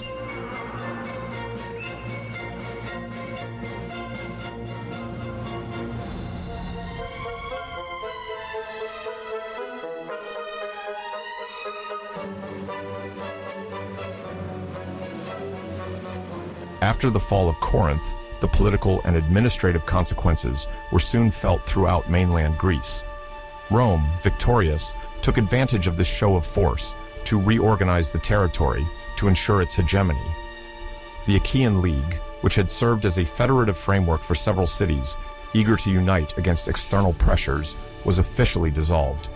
By the authority of Lucius Mummius, and under the aegis of the Roman Senate, a new provincial entity was created, the province of Achaia. This denomination, extended to a large part of the Peloponnese and central Greece, marked the end of any independence aspirations. Henceforth, each city was subjected to a Roman governor, appointed to ensure compliance with the laws dictated from the heart of the Republic.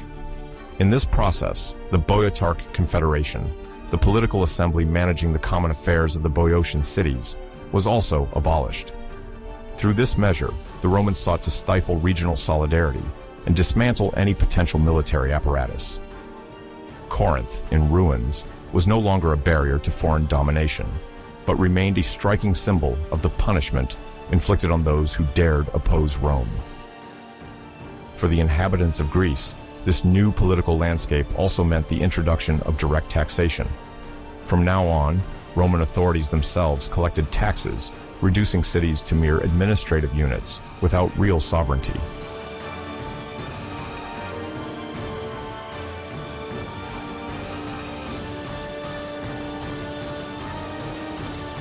The destruction of Corinth and the establishment of the province of Achaia marked a decisive turning point in the political and cultural evolution of ancient Greece. For the first time, the city-states, once proud of their independence, were forced to endure, without significant wiggle room, the orders of a foreign power. The old democratic or oligarchic institutions, on which local political models were based, gradually lost their vigor.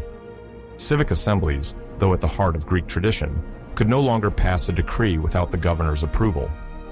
This guardianship had significant repercussions on daily life. Municipal magistrates had to deal with Roman procurators responsible for collecting taxes. In the countryside, many peasants had to turn to a more demanding sharecropping system, often dictated by landowners linked to the Roman administration. Culturally, while Greece maintained notable intellectual prestige both in Athens and in Rhodes or Pergamon, it owed this largely to the allure that the Greek language still held over Roman elites. Some patricians, avid for philosophy or rhetoric, encouraged the preservation of schools and libraries. However, the vitality of the polis, once a symbol of civic freedom, was greatly hindered by the demands of a growing empire, whose military and economic interests would henceforth take precedence over the individual ambitions of the cities.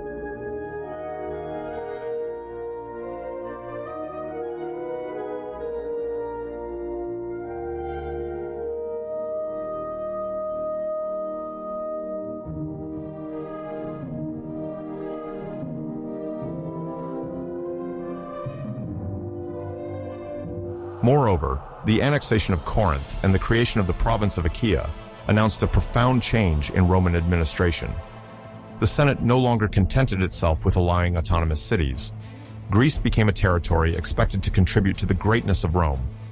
Roads and aqueducts were built to facilitate the movement of troops and goods, accompanied by increased fiscal pressure. Greek ports, subjected to directives from Italy, lost their former independent dynamism. Roman governors, often former magistrates, interfered in the appointment of priests and the collection of funds for imperial cults. The originality of each city faded in favor of a standardized structure, serving Rome's interests. The local populations, although assured of the Pax Romana, lost their sovereignty. Corinth itself, despite its unfortunate fate in 146, was later refounded as a Roman colony, enjoying a new economic boom. However, this rebirth came without the civic freedoms that had once forged the city's reputation.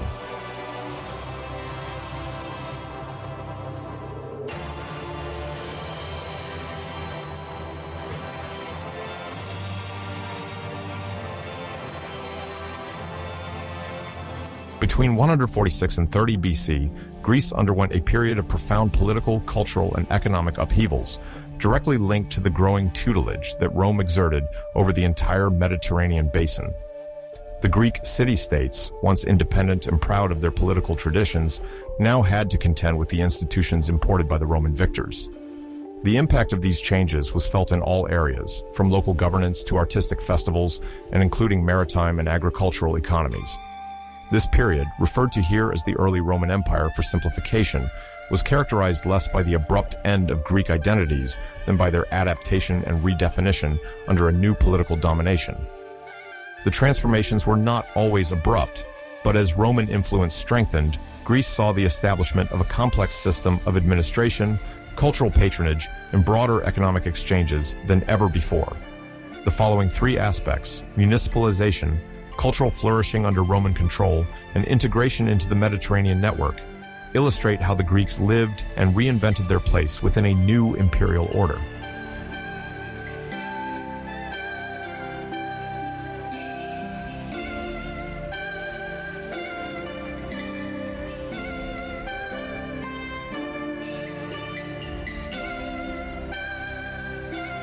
In the aftermath of the defeat of the Achaean League and the destruction of Corinth in 146, Greece experienced the shock of the installation of a Roman administration that restructured civic life. The Romans, although not immediately transforming all conquered territories into provinces in the strict sense, proceeded with a gradual reorganization. Some regions, like Achaia or Epirus, were reduced to a status more directly dependent on Rome, while other areas, particularly those whose elites showed a notable eagerness to cooperate, retained relative autonomy. This pragmatic approach was part of Roman policy to rely on local intermediaries to govern at a lower cost.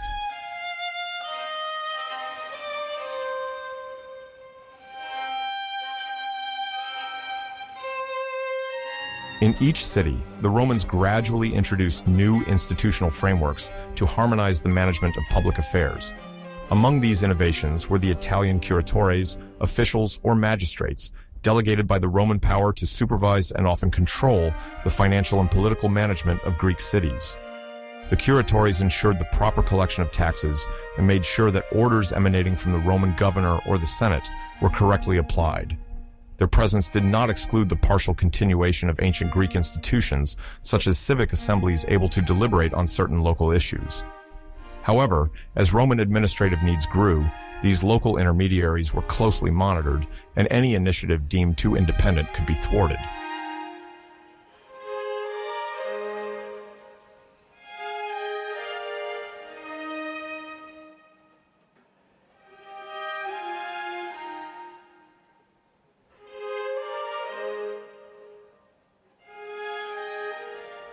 There was also a phenomenon of juridical Romanization. Roman laws and regulations began to be introduced or modeled in Hellenic cities, profoundly altering the functioning of courts and civil or commercial disputes. In some places, Greek elites, eager to maintain their privileges and gain the favor of the victor, willingly adopted these new rules. At the same time, traditional magistracies like the role of strategos or archon persisted, but their effective power was reduced at the local level. Major decisions, alliances, declarations of war, large-scale trade negotiations, henceforth required the validation of Roman authorities, indicating that the sovereignty of the cities faded in favor of external control.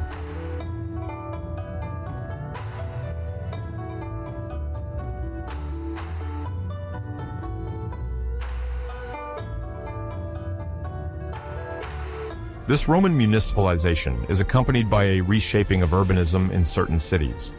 The Romans invest in the construction of roads, aqueducts, and sometimes public buildings intended to display their presence and expertise. Some cities acquire a form modeled after the Latin style or have a partially redeveloped public space to accommodate statues of Roman generals and governors passing through. In these new spaces of representation, the local population is invited to acknowledge Rome's authority while continuing to honor its gods and myths in a syncretism carefully maintained.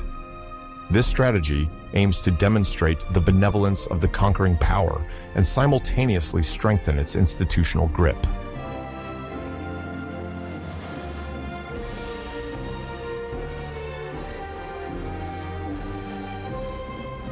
Parallel to this municipalization, Greek culture continues its influence but does so now within a framework where Roman oversight imposes limits and sometimes guides its content. The term second sophistic is generally applied to a later period, especially the 1st and 2nd centuries AD, but its groundwork is already being laid at the end of the Hellenistic era and the beginning of the Roman presence in Greece.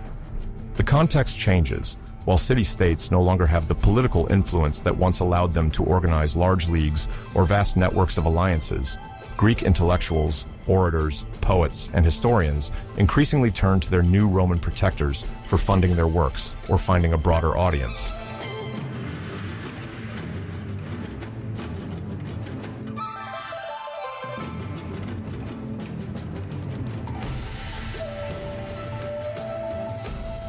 Thus, we see the emergence of pan-Hellenic contests, partially sponsored by Roman notables, or, later, by the emperor himself.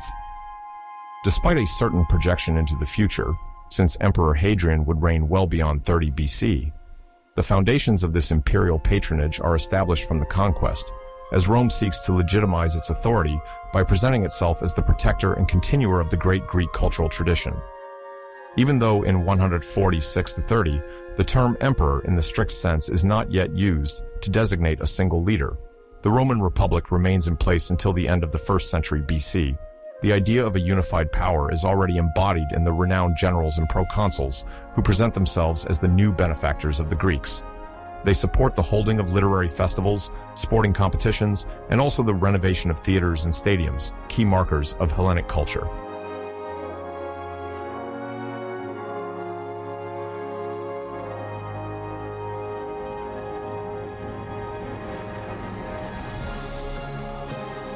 This cultural renewal, however, remains under strict surveillance. Philosophical or tragic works should not convey a message of resistance to the established order.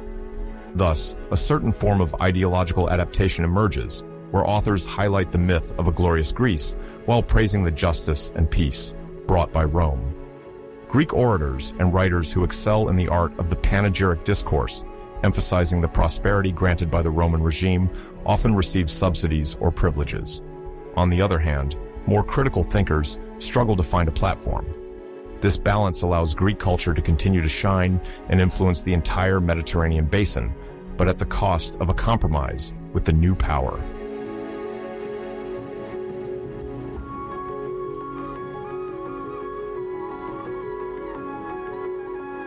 Among the disciplines that continue to be transmitted and transformed at this time, philosophy remains a preferred domain for Greek intellectual elites. The major currents, Platonism, Aristotelianism, Stoicism, and Epicureanism, persist in forms adapted to the search for individual tranquility, an ideal prized in the face of the prevailing political instability. Similarly, the performing arts and oratory practice retain visibility in the cities, even if the civic purpose of tragedies or comedies gradually fades in favor of more festive representations or aimed at flattering the passing Roman audience.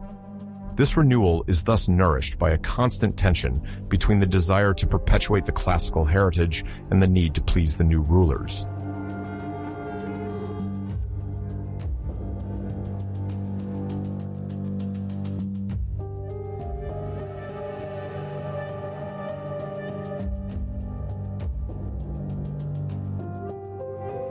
This political and cultural reshaping is part of an increasingly integrated economic context, where Greece, far from being isolated, becomes an essential link in the Mediterranean trade dominated by Rome. Already before the conquest, the Greek peninsula imported and exported various goods, benefiting from its great maritime tradition and numerous ports. But, after 146, the Roman institutional framework further accelerates exchanges thanks to the extension of secure roads, the establishment of trade agreements, and the constant growth of the Roman merchant fleet.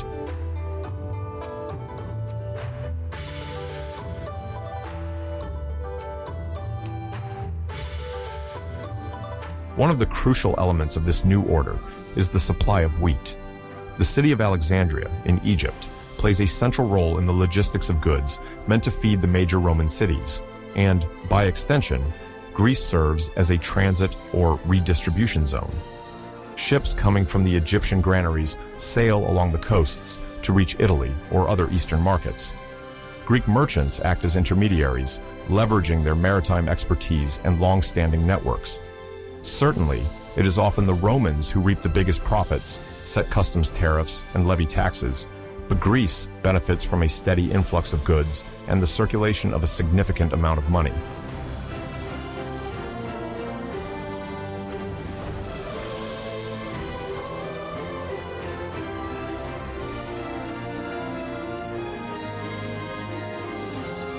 Meanwhile, the marble quarries of Pentelicus, near Athens, become a symbol of Greek economic vitality under Roman domination. Already exploited in the classical era, these quarries continue to provide high-quality stone, prized for the construction of public and private buildings throughout the empire. Pentelic marble thus adorns numerous villas and monuments in Italy, conferring prestigious status to their owners. Thus, even if the political center shifts to Rome, Greek materials and craftsmanship continue their architectural influence. The marble trade benefits local artisans, transporters, and intermediaries who earn substantial income despite Roman authority.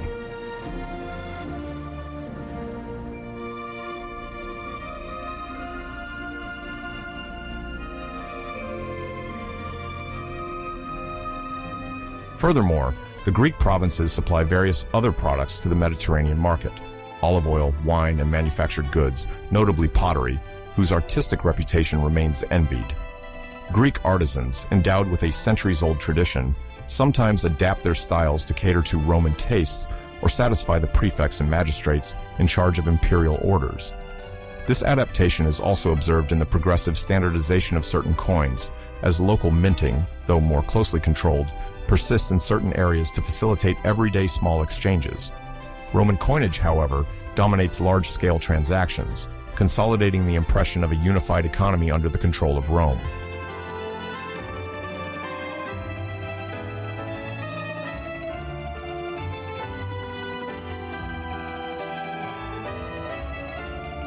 Finally, the political symbolism illustrates the shift of power towards the Italian peninsula. More and more Greek cities see their magistrates traveling to Rome to negotiate treaties or present requests before returning home. The Roman capital becomes an obligatory stop for anyone wishing to obtain a favor or defend a cause. Greek elites, accustomed to circulating within the Aegean space or exchanging with the great Hellenistic monarchies of the past, gradually reorient themselves towards the West, aware that the political and economic future of the Mediterranean world now depends on Roman goodwill. The commercial benefits, artistic fame, and the allure of the famous Pentelic marble, in turn helped to reinforce Rome's image as a new center of civilization, a term the Romans claim while leaning on Greek heritage, yet shaping new models,